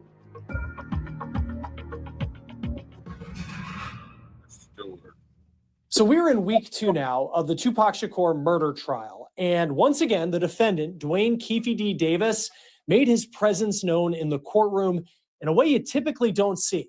Not just as a defendant, but as someone who seems determined to run the courtroom, like he allegedly ran the streets. Now, there was an especially fiery moment that came down just before court adjourned for the weekend. And today, Davis was at it again. Earlier today, Michael Dorsey was back on the stand. He is a documentary filmmaker who produced Murder Rap in 2015 with Greg Kading and later worked as a consultant on Death Row Chronicles. During interviews for Death Row Chronicles, Dorsey recorded audio on his phone, capturing moments that weren't on the official BET tapes, and those recordings eventually turned into evidence in this case. So today, court kicked off with arguments outside the presence of the jury on whether parts of the recording should be allowed in. Before Dorsey got back on the stand, the defense attorney laid out his argument. He was trying to describe Dorsey's role, saying he was listening in to make sure Davis wasn't lying. But this attorney apparently couldn't remember the name of the interviewer who was in the room with Davis. And that is when Davis, from the defense table, shouted it out, and it was picked up on microphones. Listen. The problem with what we're doing now is this. Mr. Dorsey gets up there and testifies, and he says, look, my job, from what I understand, was to listen in to the interview that's being conducted between Mr. Davis and the interviewer, which, whoever that person is.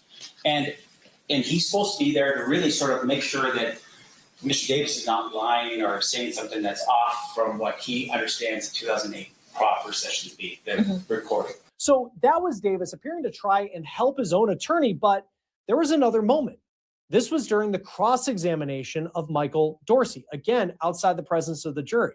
Dorsey was explaining that he made it a point not to run into Davis, and points out that he can see Davis's reaction to his testimony from the defense table. Mr. Sam, you may cross. Okay, Mr. Dorsey, you've never met Mr. Davis before. We've never met. We've seen each other before. Okay, so on the day of the recording, you made it a point to not run into Mr. Davis, fair? Correct. You were actually in this other room. That's correct. And you're there just with headphones on. Yes. So, and I saw him walk by. I know he's disagreeing with me right now. I watched him go by. Sure, and that's fine. And he looked at me. Okay, are you done with the answer? Yeah, I sure am. Okay. And then later, the judge asked the jury if they needed a break, and they didn't. But apparently Davis did. So instead of leaning over and quietly telling his attorney, he raised his hand, waving his arm to get the judge's attention. Let's see. We've been going for about an hour and a half. Ladies and gentlemen of the jury, do you guys have to take a restroom break? Anyone? Raise your hand. Okay. If you want to just do maybe another half hour, and then we'll take our lunch break. Okay, perfect.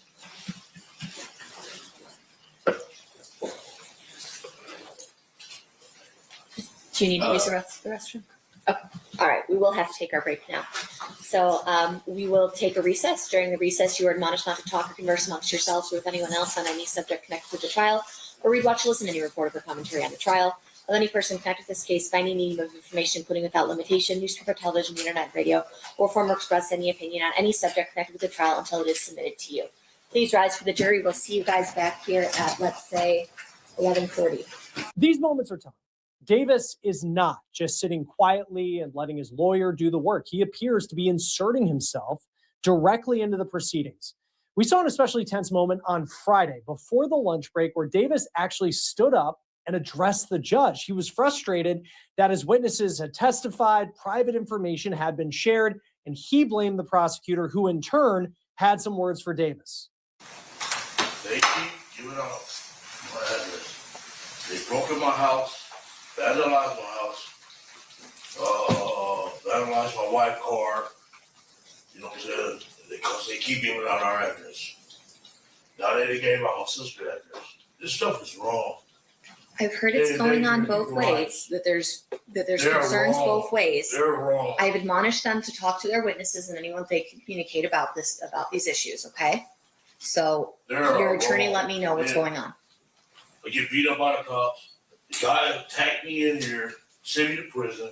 This is wrong, and it's mostly this guy. For the record, you're pointing at Mr. DeJohn. Yeah, for the record, I think he's indicating he's upset I'm prosecuting him for murder. No, I'm not upset because you're endangering my family's life. Okay.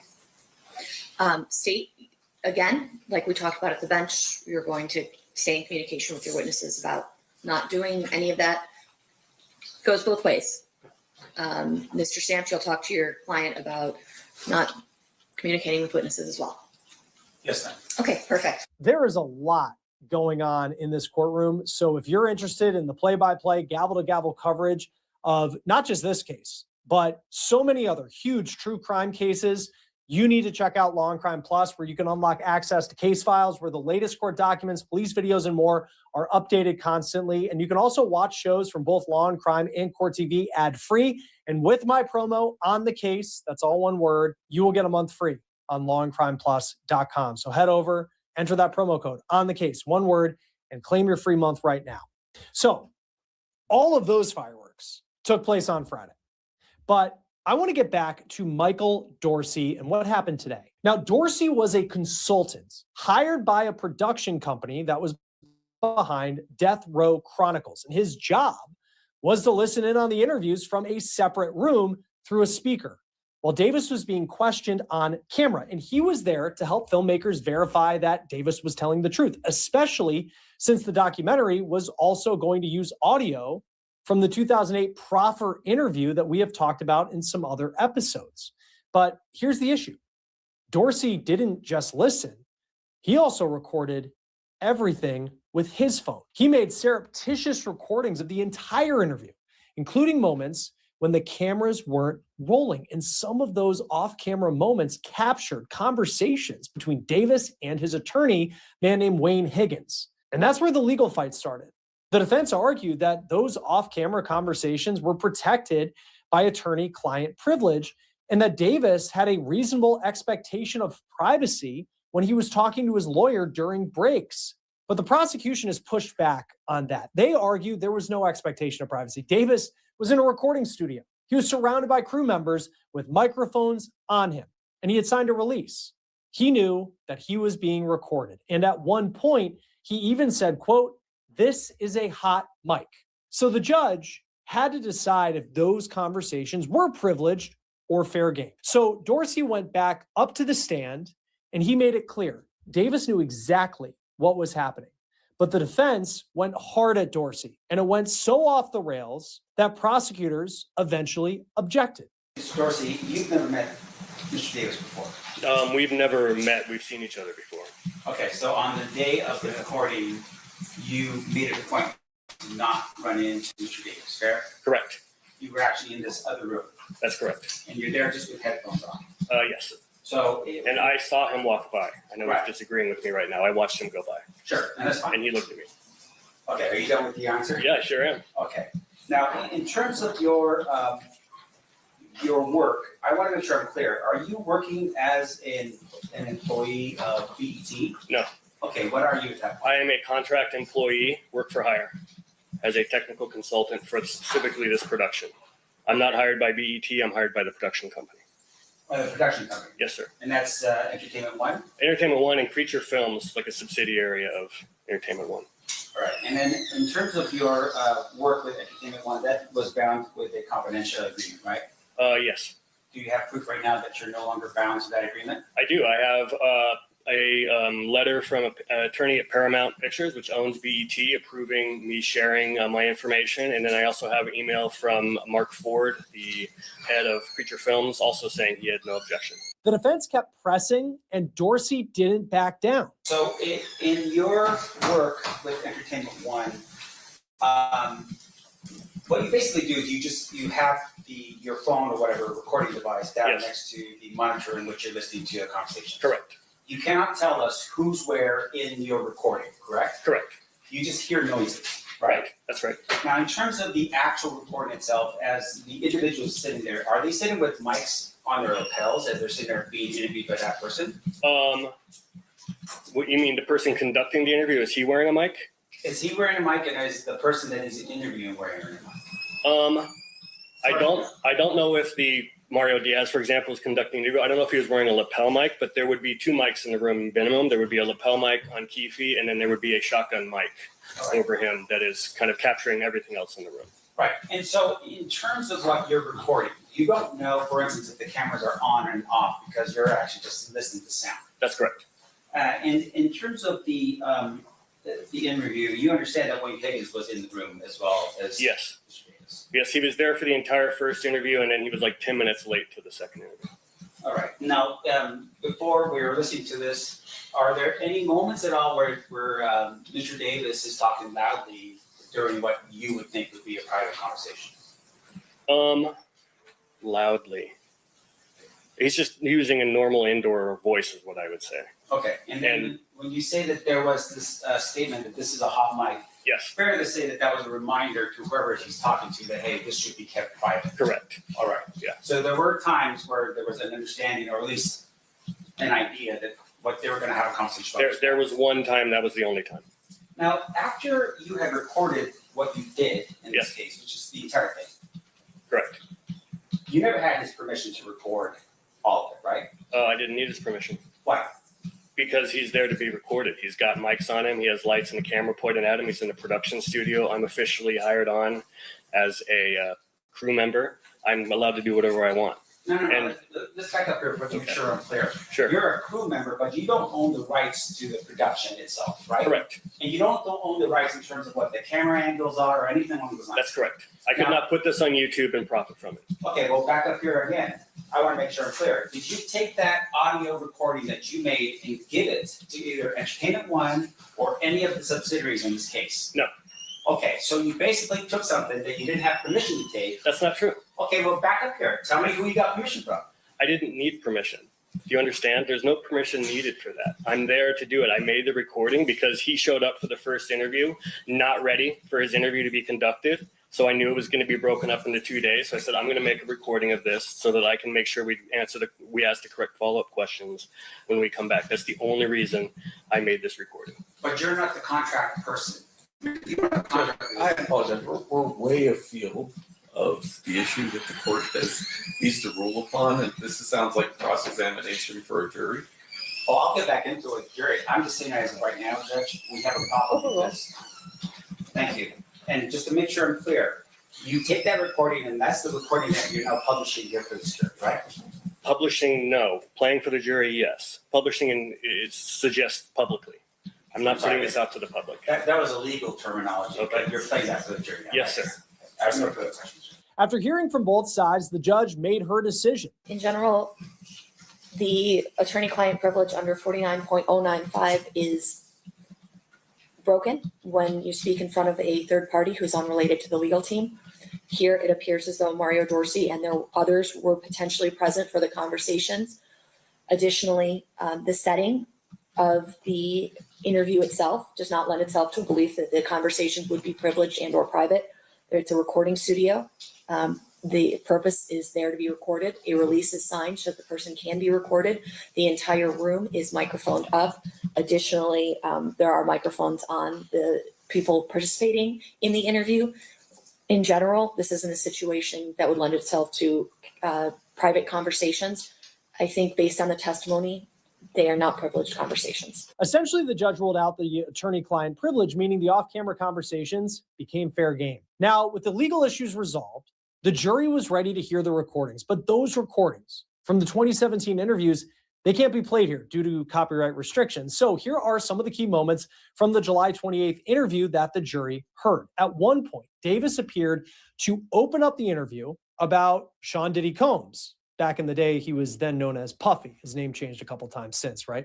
And his alleged fear of Suge Knight, who was the head of Death Row Records. You remember that East Coast, West Coast rap rivalry of the 1990s. Now, Davis can be heard in the recording saying, quote, Puffy was scared of Suge. He was really scared of the dude. It wasn't no game. He was out of college, you know? He also talked about the offer that Combs allegedly made to pay Davis for killing Tupac and Suge.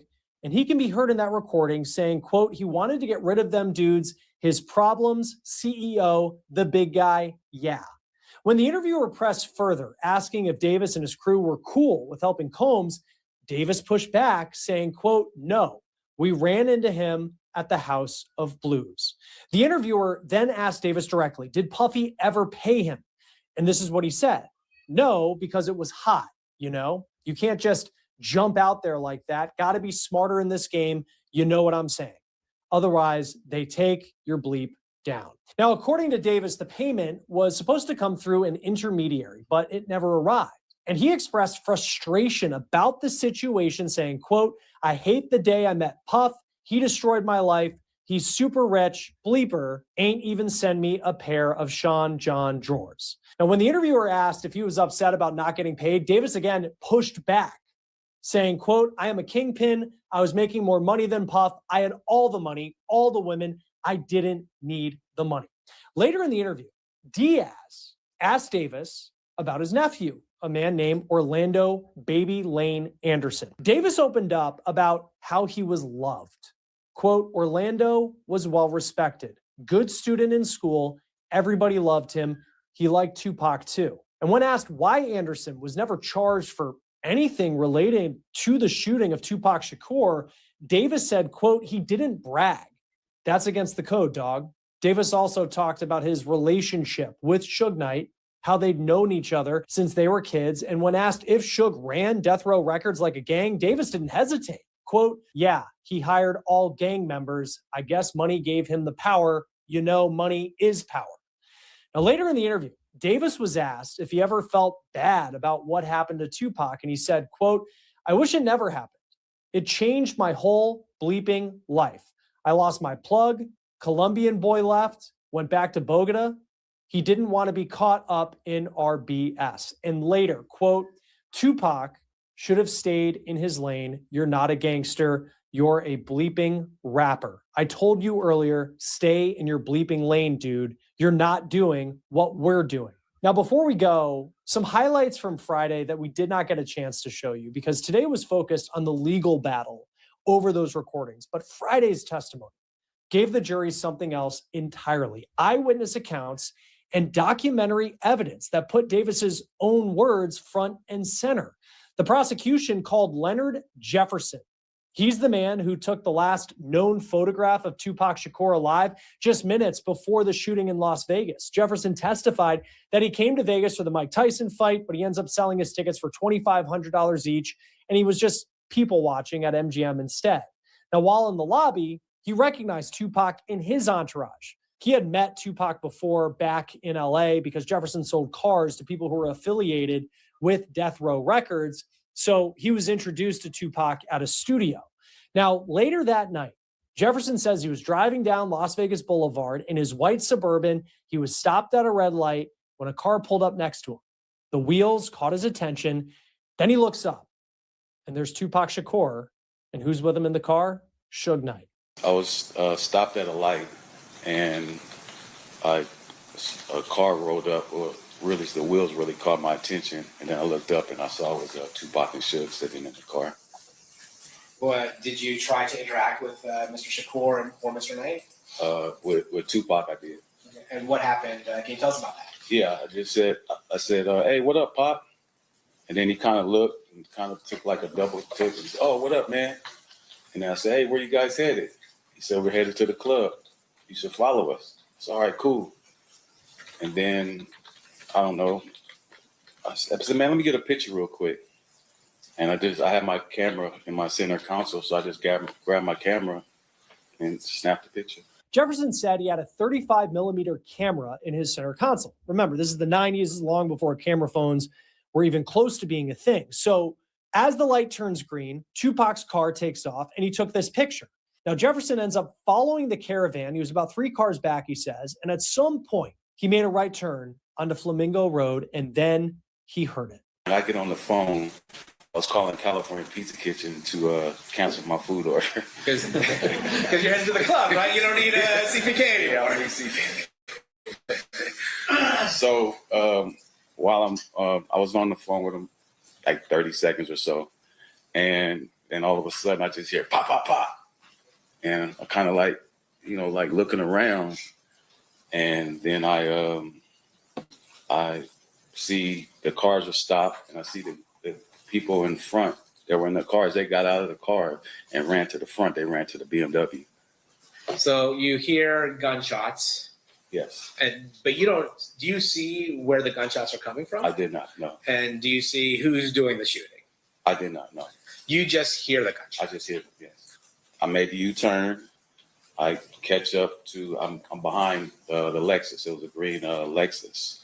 So I'm behind him, and then we see Suge make the wide left turn back onto the strip, and he went up on the curb and came back down, and then we all went through the intersection. It was traffic coming through, and we just all made it through. And then we got to, I guess, Harmon. We got back to Harmon, and Suge makes another left turn, and now it's like cross traffic. He couldn't get through.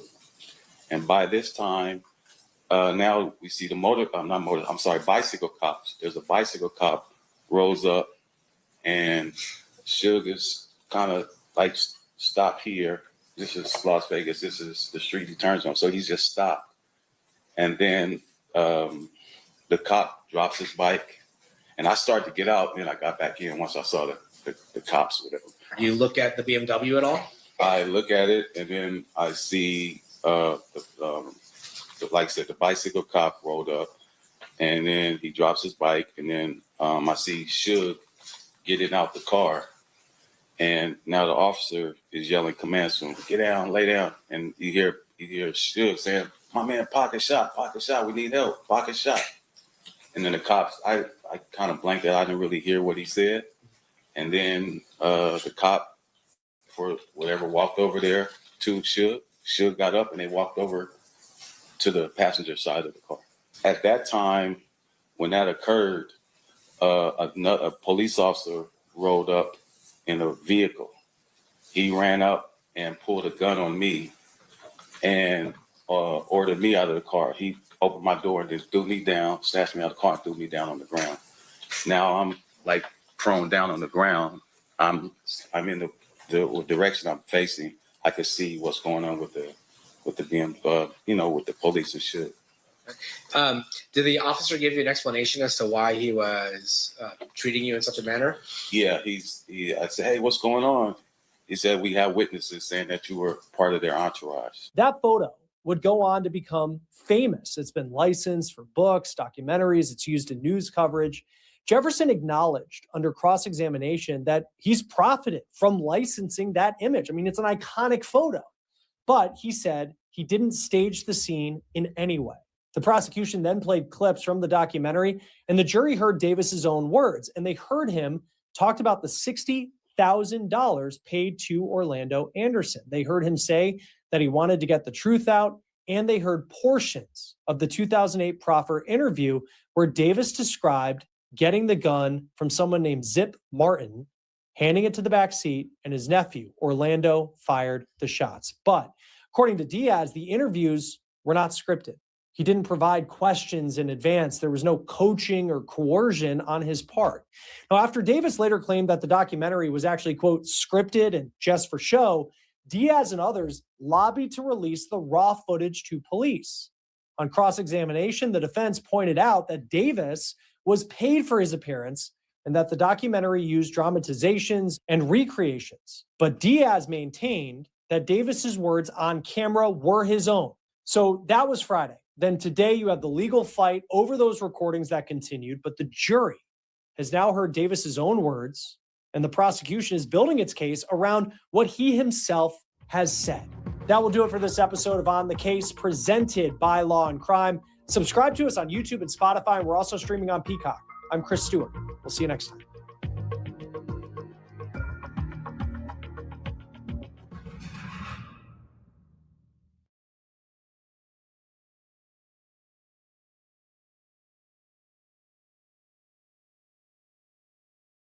In other words, it's kind of like this. It's the good old boy system only because the black people who are in charge, they're going along with the status quo. So they can keep their position. Correct. Here's the thing. I fought a case for 14 months straight, and you can pull it up. And they had a councilman in Goshen, Mississippi, which is in Jackson County, named Rusty Anderson. And I went to the city hall every month for 14 months straight, twice a month, asking for his resignation. What did he do? Not to kill the city, but to get his resignation because he made racial comments about the black people because they had black spring break here. Probably like 2 to 3 years ago, because it was all in that little same time span. Was that the one I was talking about, or that's a different person? That's a different person. And still, the position on the NAACP, because I was the first vice in, was they gave me permission, our branch did, to fight the case. But we didn't get any more teeth to it because the state president, which is Robert James, didn't come in and try to do anything again. And what the comment was a councilman who was Rusty Anderson. He said they had a shooting. And it really wasn't much, but what he said was, let them, because if I remember it right, he called them, but he was speaking about the young people, just let them kill each other. And then once they kill each other, then we'll come in and sort it all out. And then he made another comment, the reason why they was acting like that, because Obama added that way. But what happened, we wouldn't have known anything about it. Somebody white who was in the chat room with them leaked the actual conversation. And when they leaked the conversation, that's how we got it. And so, all right, peace and blessings. Peace and blessings. All praises to the Most High. And that is my brother from down there in Jackson County, Mississippi, Richard Jackson, who is exposing the whole entire network of racism, corruption, and greed that exists through that whole area. We're talking about Ocean Springs, Pascagoula, Moss Point, and Goshen.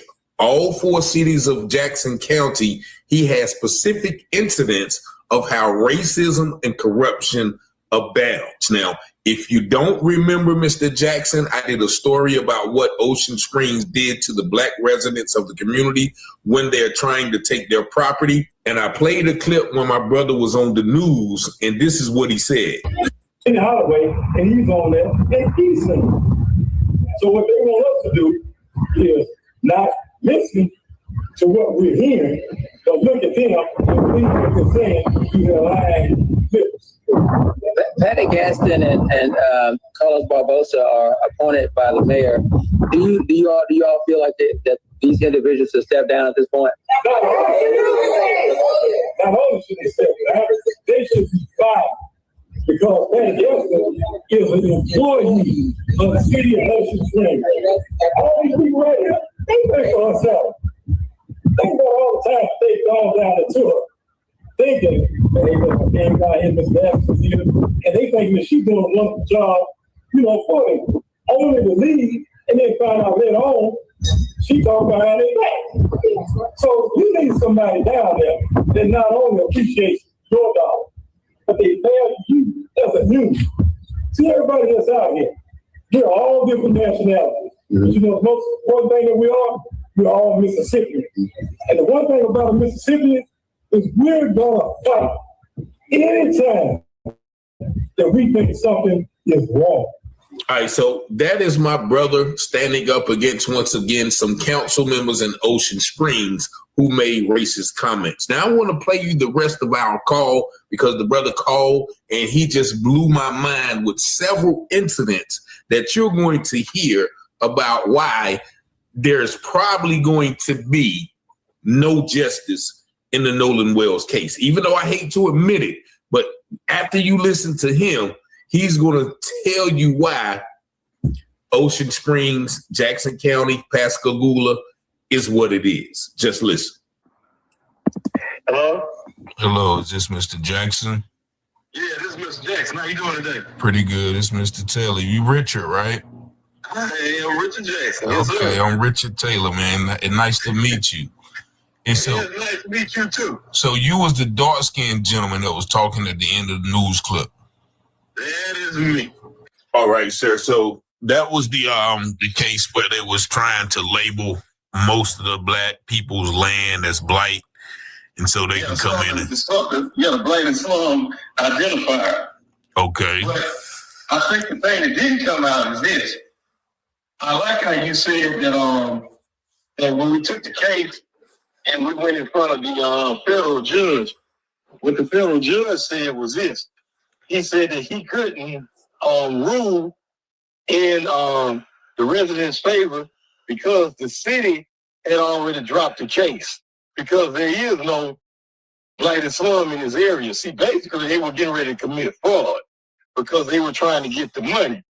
However, BP had already put up $2 million to purchase those people's land. Okay. They put up $2 million prior to any of this for the purchase of those people's land, and they were going to come back through and develop it.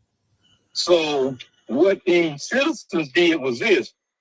They continued on with the lawsuit because it's a Jim Crow era lawsuit. See, in other words, they did that so that it would benefit everybody around the state. See, because that law is still on the books up and down the state. and they only are seeking $1. So on the appeal, which is actually getting ready to come up, we think that we actually have a great chance to win the case. But this is why I contacted you. We went to the NAACP, okay? And the NAACP, see, because I was the first vice in the local branch of the NAACP for this county. And the branch president, who's been there for 40 years, did not come to help with that case. The thing is, it's in the newspaper, he's siding with the city. So what wound up happening, when we got ready to sue the state, we went, and the Institute of Justice went to the state president, and he refused. His name is Robert James. So the state president refused to help y'all too? He refused to help us. So even when we got ready to appeal it, and they have a litany of lawyers, they asked him to just join the case so he would strengthen the case, and he said no. So that's when I told him, I said, we got all kind of problems here in the city of Ocean Springs. And I sent him all kind of issues. That's not the only case that I done fought down here.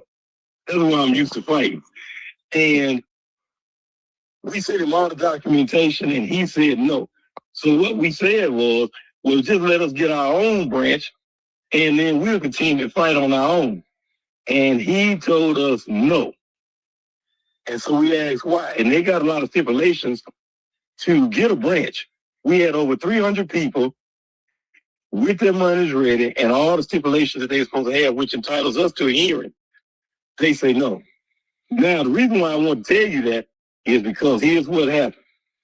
Now, when this happened with Nolan Wells, the same branch president, which is Curly Clark, and if you get a chance, just go back and type up Curly Clark and Nolan Wells.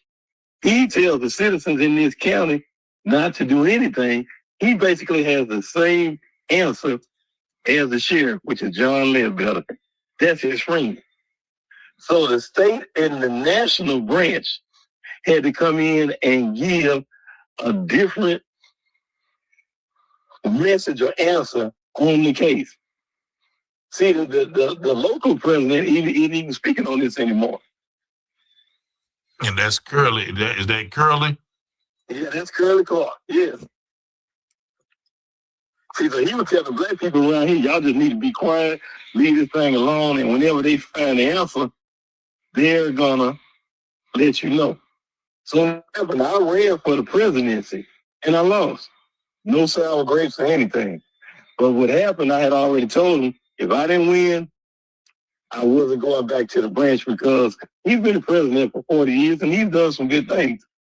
But when you go against him and you don't have a say-so in the organization. So I was the guy that was over legal recourse. So when this case came out, had the guy that was over legal recourse got on it from the beginning, the NAACP wouldn't have had a choice but to be there. But they didn't. So the state branch of the NAACP didn't even allow all our members to vote. See, in other words, it's kind of like this. It's the good old boy system only because the black people who are in charge, they're going along with the status quo. So they can keep their position. Correct. Here's the thing. I fought a case for 14 months straight, and you can pull it up. And they had a councilman in Goshen, Mississippi, which is in Jackson County, named Rusty Anderson. And I went to the city hall every month for 14 months straight, twice a month, asking for his resignation. What did he do? Not to kill the city, but to get his resignation because he made racial comments about the black people because they had black spring break here. Probably like 2 to 3 years ago, because it was all in that little same time span. Was that the one I was talking about, or that's a different person? That's a different person. And still, the position on the NAACP, because I was the first vice in, was they gave me permission, our branch did, to fight the case, but we didn't get any more teeth to it because the state president, which is Robert James, didn't come in and try to do anything again. And what the comment was the councilman, who was Russ Anderson. He said they had a shooting, and it really wasn't much, but what he said was, let them, because if I remember it right, he called them, but he was speaking about the young people, just let them kill each other. And then once they kill each other, then we'll come in and sort it all out. And then he made another comment, the reason why they was acting like that, because Obama had it that way. But what happened, we wouldn't have known anything about it. Somebody white that was in the chat room with him leaked the actual conversation. And when they leaked the conversation, that's how we got it. And so he tried to deny it, but he came from his phone. MAC address and everything proved that. And he was going, I had got him to where he was going to give up his phone so I could get the MAC address. And that's when they went there and told him, you get that phone up to him, he's a lot smarter than what you think. And he going to try that IPO back to your phone and it's over with. Oh, yeah. So what he did was he refused to run this time. And because he refused to run, now the city of Goshen has a black alderman in his place. Very full. The city of Goshen, is that still in Jackson or is that Still in Jackson County, Mississippi. Okay. Then we had another case where this young lady, her last name was Coleman. And I'm trying to think of her first name. I'll think of it in a minute. But anyway, make a long story short, they had a tornado that occurred in Morris Point on Juneteenth of 2026 this year. So it's June 19th of 2023.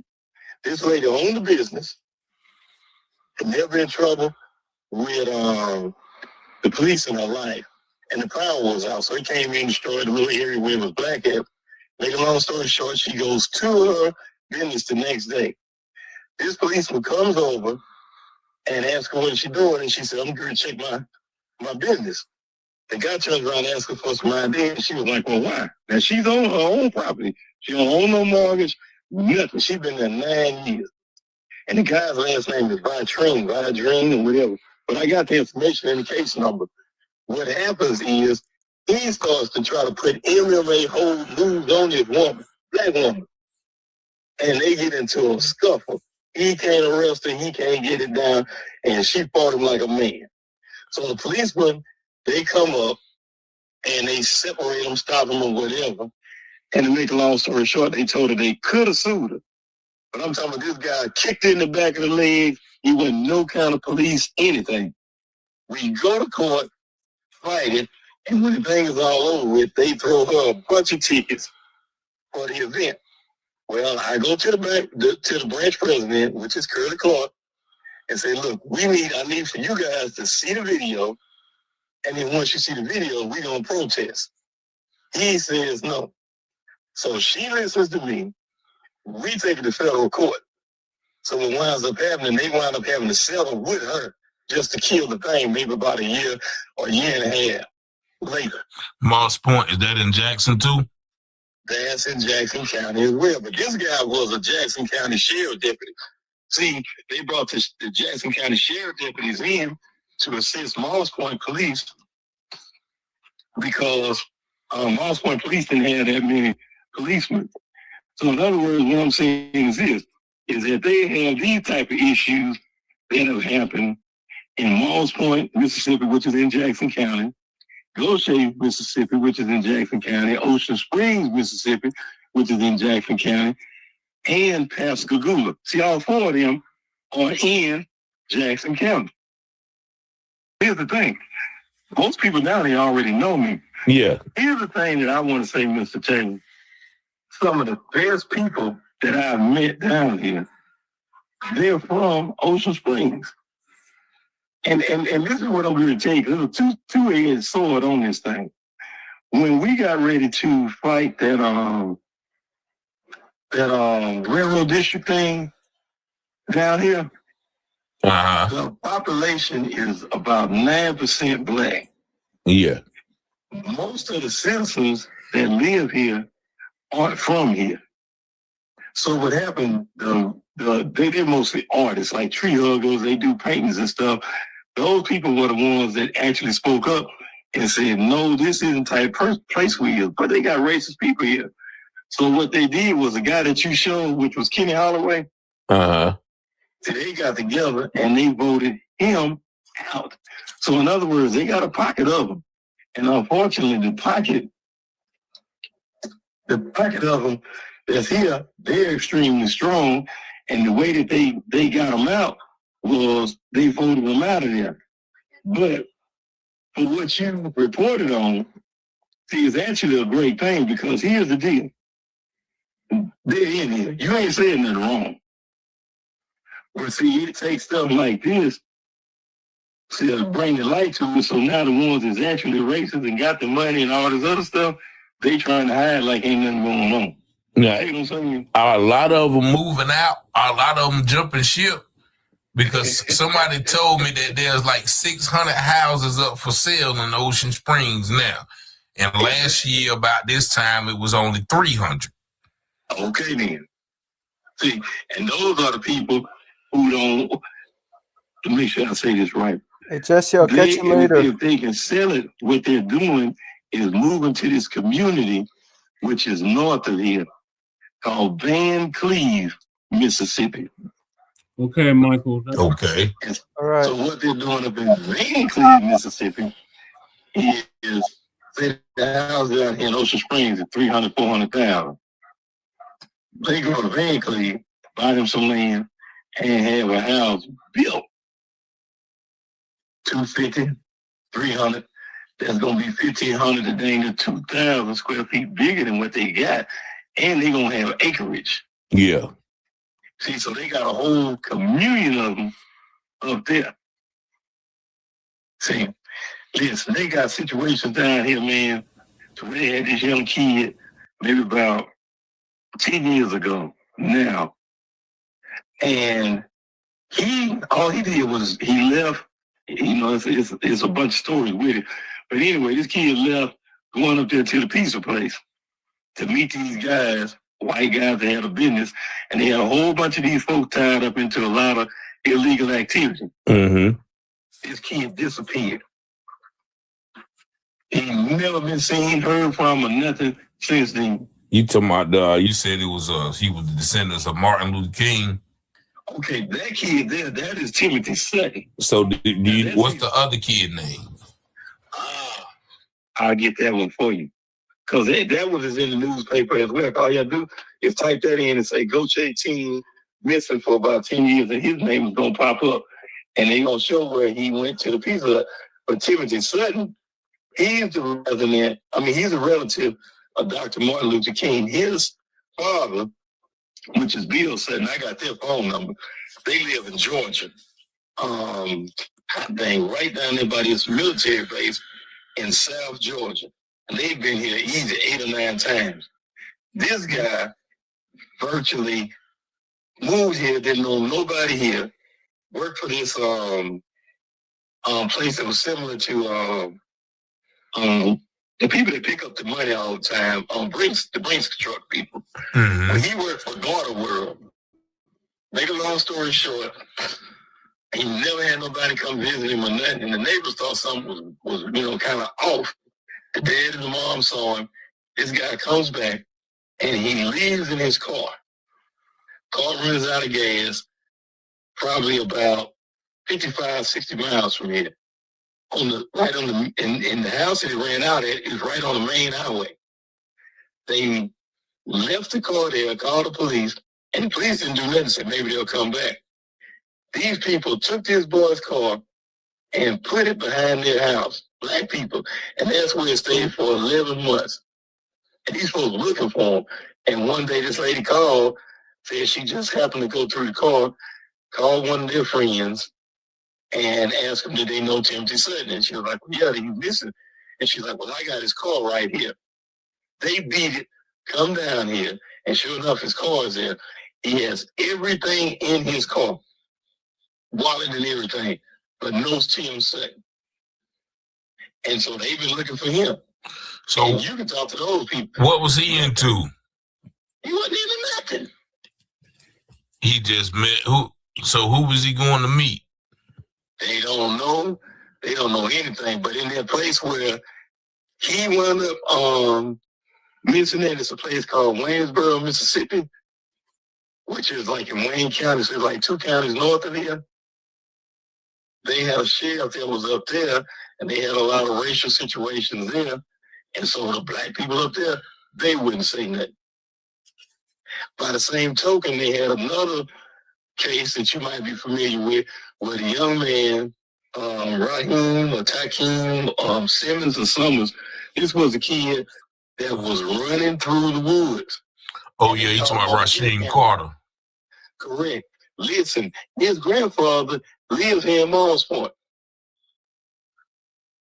And so I had been working that case trying to get it, but see, the way the NAACP is structured, if it's not in your county, then you can't work the case. See, it goes to whatever county is there, whatever the next local branch is, unless the state NAACP says it's a state or national issue, then we all could go there. They never did that with that situation there. And so, Mr. The lawyer, Benjamin Crump, he came down the whole 9 yards and they ran the gamut. Nothing. The guy that they thought did all the stuff, they didn't go, and he's back in North Carolina. Yeah. That's a big case. That's a big case. Because here's the other thing. This is what got me here. My dad used to be the mayor in Morris Point for 13 years. And make a long story short, he got killed in a car wreck. And so I was only supposed to be here for 6 months. 6. And then they were going to settle the estate. My dad got killed in a car wreck in 2005.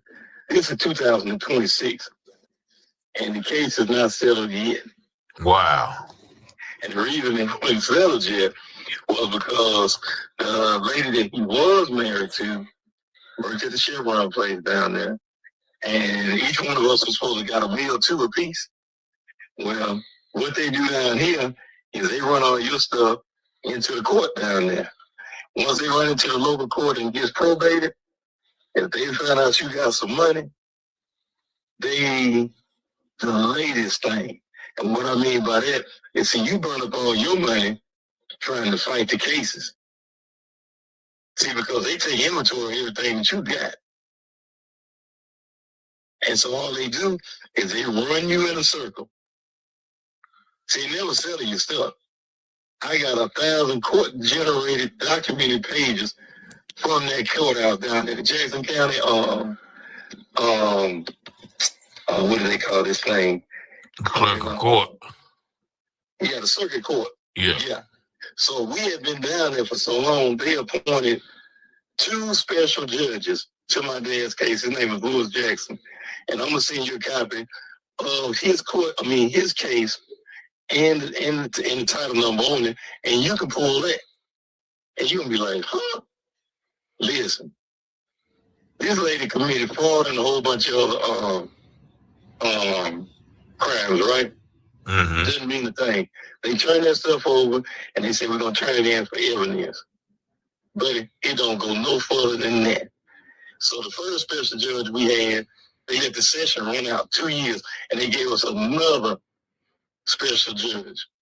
When he finally heard the case, his way of not paying anything was saying that I had to use my money to protect my own interests to get the inheritance that we were doing. We wasn't not getting nothing. But they just settled the case because there was so many improprieties in it until all those judges down there basically should be in jail. So that's why I'm saying that Christine and Elmo, they can't go to court down there. They need to turn that thing around. They need to be in federal court. Okay, and you said that guy Curly Clark didn't even want to help him, and the state NAACP, he didn't want to help him neither. Oh no, because see, when the thing first started out, all you got to do is go back and look at the amount of time that went by from when it first came out, when you guys started kind of pushing it across the country, and then by the time they finally turned around and said, okay, well, we're going to join the case. See, because when he gave his little statement, it was after he found out that they had hired a lawyer. See, the way the NAACP works is this way. As long as you don't have a lawyer, then they're supposed to come in and represent you. So if they going to do their little investigation first, man, it don't take no time to find out that something went wrong out there. So he should have been on top of that it happened that Saturday, that Monday, he should have already been on it, if not by close of business, 5 o'clock. But he didn't. When he heard that they had hired Crump, whichever day they did that, that's when he came out and gave that little lightweight statement that he done gave. He ain't had nothing else to say since then. Hey, y'all know it's deeper than what we know in that whole entire county. And, just for reference, I did have to look up the man's father, and this is him, the now late deceased Lewis Jackson. He was the first Black mayor of Moss Point, which is in Jackson County. Now, this brother went through a whole lot of information that we're going to have to unpack piece by piece. Well, you're talking about an entire plot by the city of Ocean Springs to take an entire Black people's neighborhood. I think they said it was like 300 houses. And you heard them say that BP had pledged $2 million for those houses. Now you think about $2 million for 300 houses. And what the city was going to do, they was going to condemn them, make them blight, and then basically give the people pennies for their houses so BP can come in and develop the land. And as you heard him say, it was the Black NAACP leader locally that sided with the city, and also the state NAACP failed to come in and help them. So once again, we have those Black faces in high places. Like he said, the local guy is friends with Sheriff Ledbetter.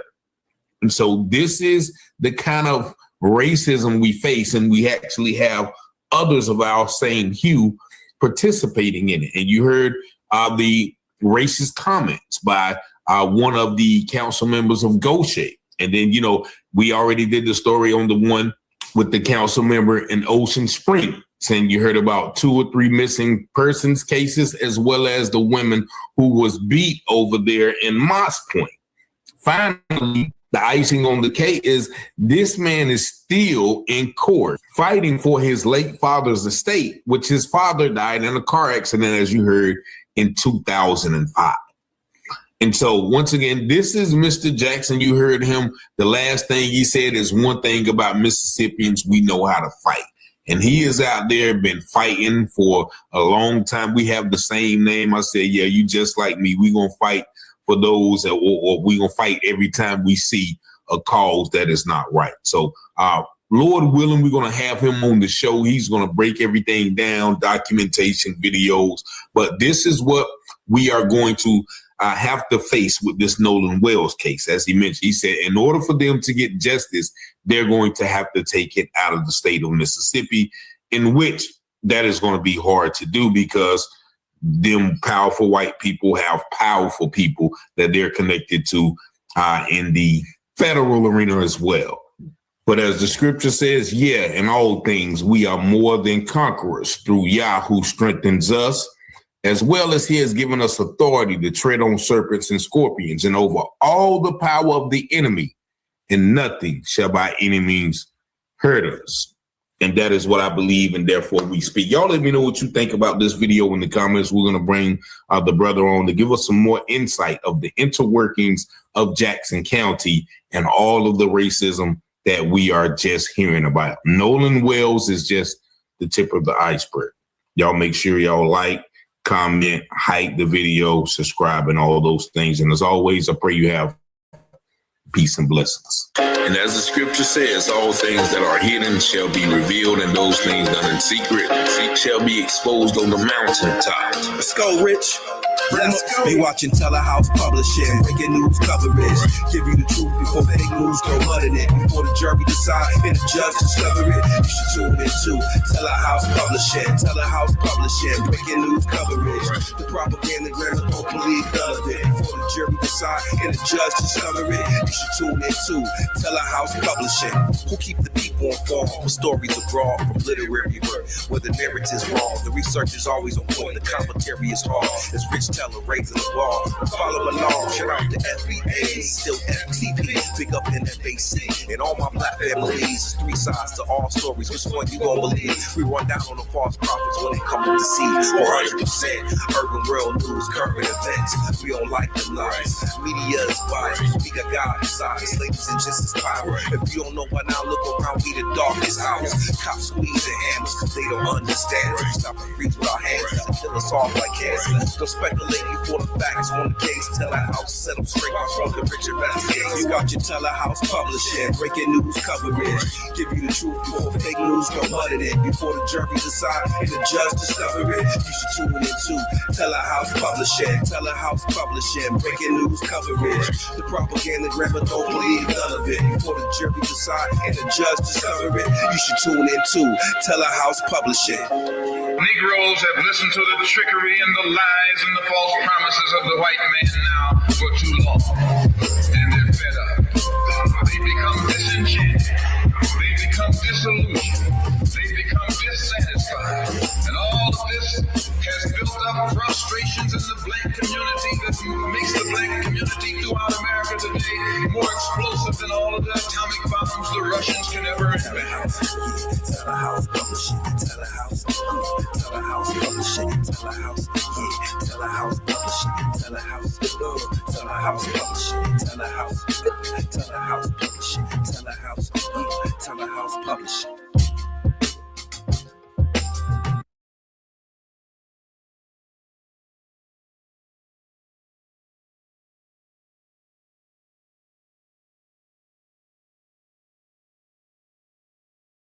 Either this sheriff's department or this police agency is holistically incompetent, or there's something else happening. Remember the coverage of the black male athlete. He goes on a trip with his white friends. He's the only African American. He dies.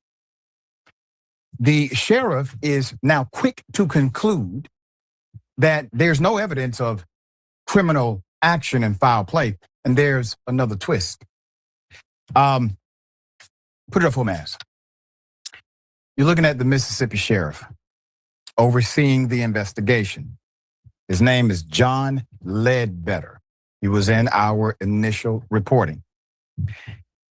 He has now told TMZ that everything investigators have gathered so far indicates no crime has taken place, even after interviewing the friends Nolan was last seen with. Before I continue, cause and effect is in proximity to each other, simply meaning you don't have time, Sheriff, to conclude an exhaustive investigation. When somebody drowns, typically the conclusion of cause of death, or if there's foul play, comes from the medical examiner, because the evidence that would have been, preserved is no longer preserved on the epidermis of a body, because water destroys evidence of foul play. And so you find cause of death by way of medical examination. They have not done that in the sheriff's department. There's more. ABC reports that authorities said they believe Wells drowned, and they already conclude they do not expect foul play. But the sheriff's office stressed Wednesday that investigators are, quote, working diligently to determine exactly what occurred, end quote. But what about the deleted messages on Nolan's phone? We're going to get into that. Now, the sheriff wants us to believe that even though he has concluded, along with his investigators, there's no crime, he wants us to believe that they are still going to investigate it, obviously, as if there's a crime. There's more. Attorney Ben Crump, our dear friend, is on the case. Family of Mississippi teen Nolan Xavier Wells will conduct an independent autopsy. We talked about this when we first covered it. It's important. This will be in Washington, D.C., following the 18-year-old's mysterious death. According to Attorney Ben Crump, who revealed new details about what he says unfolded on the day Wells vanished, the friends left Horn Island and went back without Nolan. Jackson County Sheriff John Ledbetter said, quote, "From what we understand, he chose to stay there." Who told you that, Sheriff? The people who would be suspects if there's a murder? There's more. Crump said investigators continue to tell the family that, quote, "We don't see any evidence of any foul play, even though you have students who recorded an altercation while they were on the boats." Crump described the altercation as, quote, "Nolan and somebody yelling at one another on the boat." Attorney Ben Crump is not an investigator. He's not a sheriff. He does not have the apparatus of law enforcement and the investigative tools available to him. But he's able to talk to witnesses, and witnesses are willing to talk. There's more. This video is going around, has not been confirmed by the sheriff's office, but has gained a lot of attention. Nolan arguing with friends on top of that possible altercation. And listen, we have to go into these what if scenarios and circumstantial evidence, because that's actually what an investigation would do. We have to do that here with you because the sheriff's office has refused to do so. And Crump has to do so as well. And the family has to do so while grieving and putting their own child 6 feet underground. Wells' friends told police he wanted to stay on the island. Once again, the sheriff is relying on hearsay from the same individuals who would be the primary suspects in the disappearance of Nolan if there was foul play. I just want to make sure we clarify that. If, where he was last seen with a girl, but they took his cell phone. Crump told ABC News, quote, "That's not adding up to them. The fact that then when the family gets the cell phone back, they're saying they are trying to understand why there are deleted messages. And so it's very concerning to them." The woman who he was last seen speaking with around 3 p.m. Saturday has said that after they talked, Nolan, quote, Nolan said he was going back to the boat, end quote, according to Crump. Another quote. And then the boys on the boat said, no. Nolan told them he was going to stay with her, end quote. And so they are conflicting. Well, somebody's lying. Somebody has a credibility issue. It seems as if the sheriff has decided to arbitrarily take the opinion or the commentary and take opinion from their commentary that there's no foul play. And these guys obviously did nothing wrong. There's not a conflict as much as it's one person is lying or one party is lying and another party is telling the truth. And that's it. Very clear cut. So which is it, he asks. Crump also said Wells' father described the 18-year-old college football player as an elite athlete. He's 18, a college football player, elite athlete, wide receiver in football. He said that his son could swim And so they're just not accepting that Nolan drowned accidentally. Crump said. Another problematic angle of this case comes from a local Mississippi judge. A local Mississippi judge whose son was on Horn Island with Nolan. Here it is. Judge Ashley Cole, who is the mother of one of the boys who was last seen with Nolan Xavier Wells, has officially put out a statement.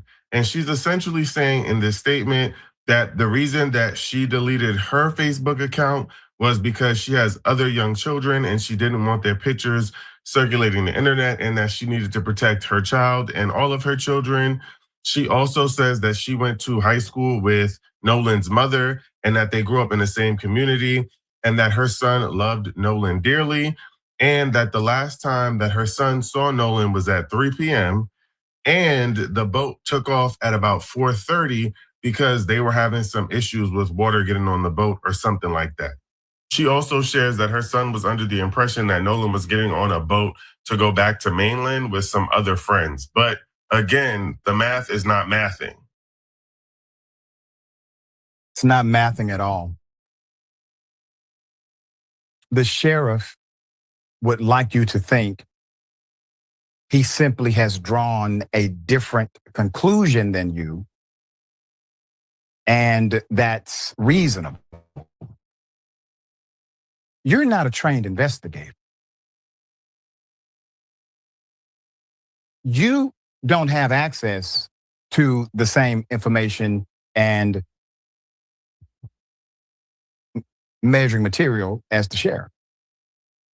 Without utilizing the full weight of that investigative capacity, which includes interrogating potential witnesses and also suspects, the sheriff has come to a conclusion that allows plausible deniability because there has been no exhaustive investigation, which means he doesn't have the evidence that would scream foul play. But evidence is seemingly mounting. Questions for sure. Put up the GoFundMe. We want to help the family. They want answers. Doesn't make sense. An able-bodied 18-year-old star athlete goes to an island, conflicting reports about what the official narrative is as to why they left him. He drowns somehow accidentally. And the sheriff has already concluded the investigation. If you can donate, there's a lot more work to be done. Utilize that QR code. We will keep you updated on this story as always. We have a major update. The story we have been bringing you since day one. Nolan Wells' death. The young black male who mysteriously drowned. That case is now set to go to a grand jury. Put it up full mass. I'm going to remind you of the background and give you the update as we have it today. According to local news WLBT, the results of the death investigation of Nolan Wells will now be turned over to a grand jury once the case is complete. Attorney Ben Crump announced during a press conference with the Wells family on Wednesday. An independent investigation of Wells' cell phone will also be coordinated by Benjamin Crump and his team. Law enforcement officials will also investigate the cell phone findings. More questions have emerged. I'm going to get into those questions in just a moment. I cannot express how extreme the irony is that Benjamin Crump, attorney at law, dear friend and supporter of this show, has to get personally involved, bring in private investigators, coordinate the investigation route with the DA's office in order for some level of justice to be served, or at least appear to be served. At this point, there's more. More questions have come up in this case. The family is receiving conflicting information. So during the 4th of July weekend, the young Nolan Wells went out to a place called Horn Island with a group of friends. However, While all his friends made it home to their parents safely, Wansley received a call from his friends alerting her that Wells was missing. Quote, they said that he wanted to stay and hang out with this girl named Katie. And also that this was the initial conversation, me being alerted to him being missing. It was, quote, oh, well, Katie's also missing, but we don't know who she is. Like, that was our first kind of seeing her type of thing, she said, recalling the phone conversation. So she gets a phone call. Phone call says, hey, we all made it back, but Nolan is with a lady friend. He just met her. We can't find her either, but that's not uncommon. We don't really know her. It's nothing to be concerned about. The call itself is strange, okay? You're a parent. If you are a member of the family, you would believe the same thing, especially when you have a young man who is athletically sound, has duties and responsibilities at the collegiate level, and you're not able to make any kind of contact with this friend. And then all of a sudden you get a call from somebody who was with him, who tells you, who volunteers to you information that doesn't make sense or explain his whereabouts. Why are you calling me? There's more. Wells was reportedly last seen with a young woman named Katie before his disappearance.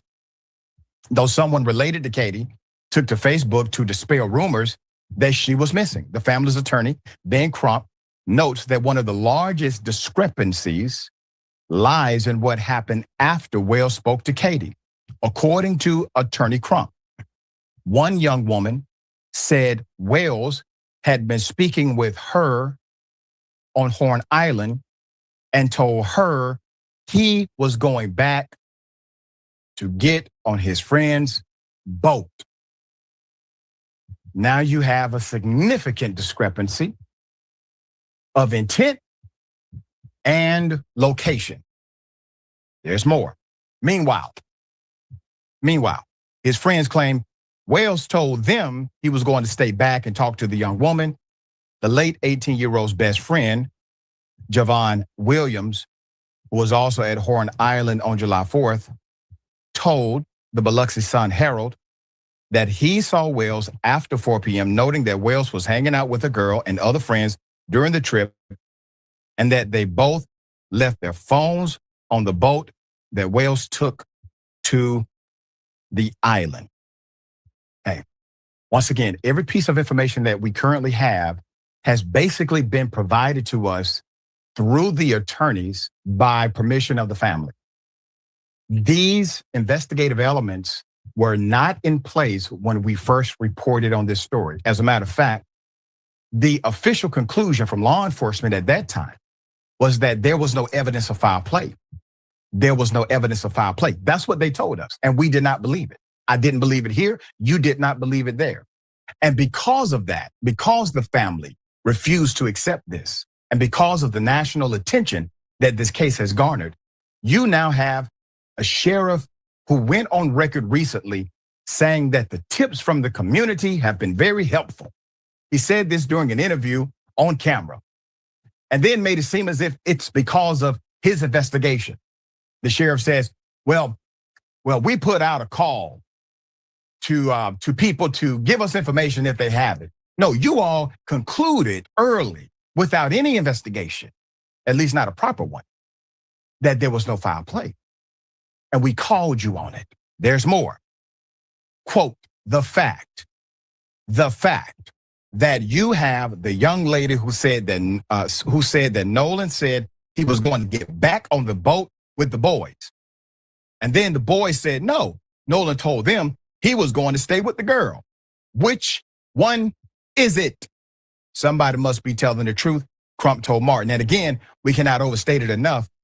What 18-year-old teenager says, quote, I'm going to stay behind on the island and don't ask for their cell phone. Come on, man. Now, the reason why Crump said somebody must be telling the truth is because if he says somebody's lying, he is subjected to a slander and libel allegation. He's a smart attorney. So, yeah, somebody, in my opinion, is lying. Once again, we said that on day one. Either this narrative is true or this other narrative is true. There's more. Nolan's father, Elmore Wansley, also shut down the narrative, stating, quote, he had too much at stake. He had a plan for his life. He knew what he wanted to do. He knew what he had to do come that following Monday, which was to get down to business so he could get his future started. So for someone to tell me that Nolan decided to stay on the island to chase a girl, no one is going to get me to believe that. Regardless of what some may say in the comment section, parents typically know their child. Parents typically know their child. I can't tell you how many times at Indisputable we have reported on countless stories where the parents knew that the narrative from police was bogus. And because of their persistence, justice was finally served because they knew their child. Now, there's another quote. We always taught him that if you go with the group, you stay with the group, end quote. Dad Elmore said on Good Morning America, quote, if you go with 5, you come back with 5. Do not separate from the group because I've always said safety is a number. So he knew to stay with this group. So why would he split from the group? I don't know. When they said that, that automatically just, it turned me off, but it turned on a question like, I know he wouldn't do that. I preach that to him every day. You're lying to me, Elmore told the Griot. And you have great circumstantial evidence here. You have the discrepancy in timelines, in intent. You have one narrative from the same group who would be the number one suspects if there was a proper investigation. You also have the element of an 18-year-old deciding to stay on an island by himself without his cell phone. That is quite odd, to say the least. And if for some reason he mistakenly leaves his cell phone on that boat, and for whatever reason, I can't think of any reason an 18-year-old will forget about their cell phone, to be quite honest. If it's a mistake, he finds another phone to contact somebody, to contact his parents, to contact one of his friends, in order to retrieve or make sure his cell phone is safe. If none of these things happen, it compounds the circumstantial evidence that has been presented in this case. Now, the grand jury element seems like a win. It's not truly a win. It's better than nothing. I grant you that. But the police agency, they have the jurisdiction to investigate and arrest. They don't need a grand jury. A grand jury for what? What good is the grand jury part going to do if you do not have a named suspect? Who are you going to present evidence against if you don't have a named suspect? My point is this, the work that Benjamin Crump is doing is priceless. Believe that. And we wouldn't be here at this point if it had not been for the national attention, the parental involvement, and individuals saying, no, we will not allow this to stand. But what grand jury hears evidence of a case when you do not have a precise suspect to charge? There's more. In addition to the conflicting stories surrounding Katie, Nola's parents have called out other discrepancy in the son's case. Police reports listed Wells as wearing black shorts at the time of his disappearance, but Christine recalls a young woman who was at Horn Island reaching out with photos from that day showing him in blue shorts, not black shorts. The family also describes suspicious encounters with Wells' friends when trying to retrieve the keys to his car. Once again, circumstantial evidence, it points to state of mind. So they were acting suspicious, according to the parents, when they were simply trying to retrieve keys to his car, which was parked in one friend's driveway. They had to track down his phone themselves with help from a phone monitoring app and a family friend. That same family friend and her sons also noticed something unusual. Despite Nolan updating his Snapchat on a regular basis, it showed no activity now all of a sudden for 24 hours leading up to his disappearance. And his account showed a location that did not match where his phone was found. Once again, all of this evidence comes by way of the investigative prowess of the family and the attorneys, not law enforcement. That alone should lead you to the conclusion of one or two things. Either this sheriff's department or this police agency is holistically incompetent, okay, being led by Barney Fife, or there's something else happening. You have many rumors. Some rumors suggest that because some of these kids are connected, some of these teens are connected to powerful people, because a judge's son may have been involved at some level of this, or child may have been involved at some level of this. You're going to have all these rumors. Those rumors are there because you don't have answers. Don't blame the people creating the rumors. Blame the folk who have refused to give you direct answers. That's the reason the rumors exist. If you have answers, you eliminate the rumors. These are good-hearted people who are trying to get authentic answers to an authentic tragedy. Period. We will bring you updates as this story develops. Nolan Wells' autopsy. There are disturbing findings. The cause, the manner of death, Nolan Wells, is undetermined pending further investigation. That's according to the preliminary results of an independent autopsy. Ben Crump, attorney representing Wells' parents, released the findings from Dr. Roger Mitchell during a news conference at the NAACP National Conference in Chicago this morning. Let's tell you more. Crump pointed out red discoloration to the back of Nolan's head. He did not see any cuts or fractures in the same area. Mitchell also found portions of Nolan's throat were missing when the medical examiner received the body, which were likely retained for additional testing. The results of the first autopsy and the toxicology report have not yet been released. Autopsy had been performed in Mississippi before Mitchell received the body in Washington, D.C., July 10th. Mitchell noted in his report that because it was the second autopsy and the body had decomposed, he could not tell if there were bruises or abrasion. More on the report, it noted several limitations to his findings, chiefly lack of access to Wells's body in the immediate aftermath of his death. And that lack of access to some parts of Wells's body, which remain with law enforcement, and a lack of answers about how Wells may have drowned, whether he was conscious at the time. Mitchell was also not able to examine Wells's lungs nor his stomach for the content, such as signs of drowning, because investigators had already dissected Wells' organ, removed his throat structures as part of the official investigation, which Mitchell said is standard.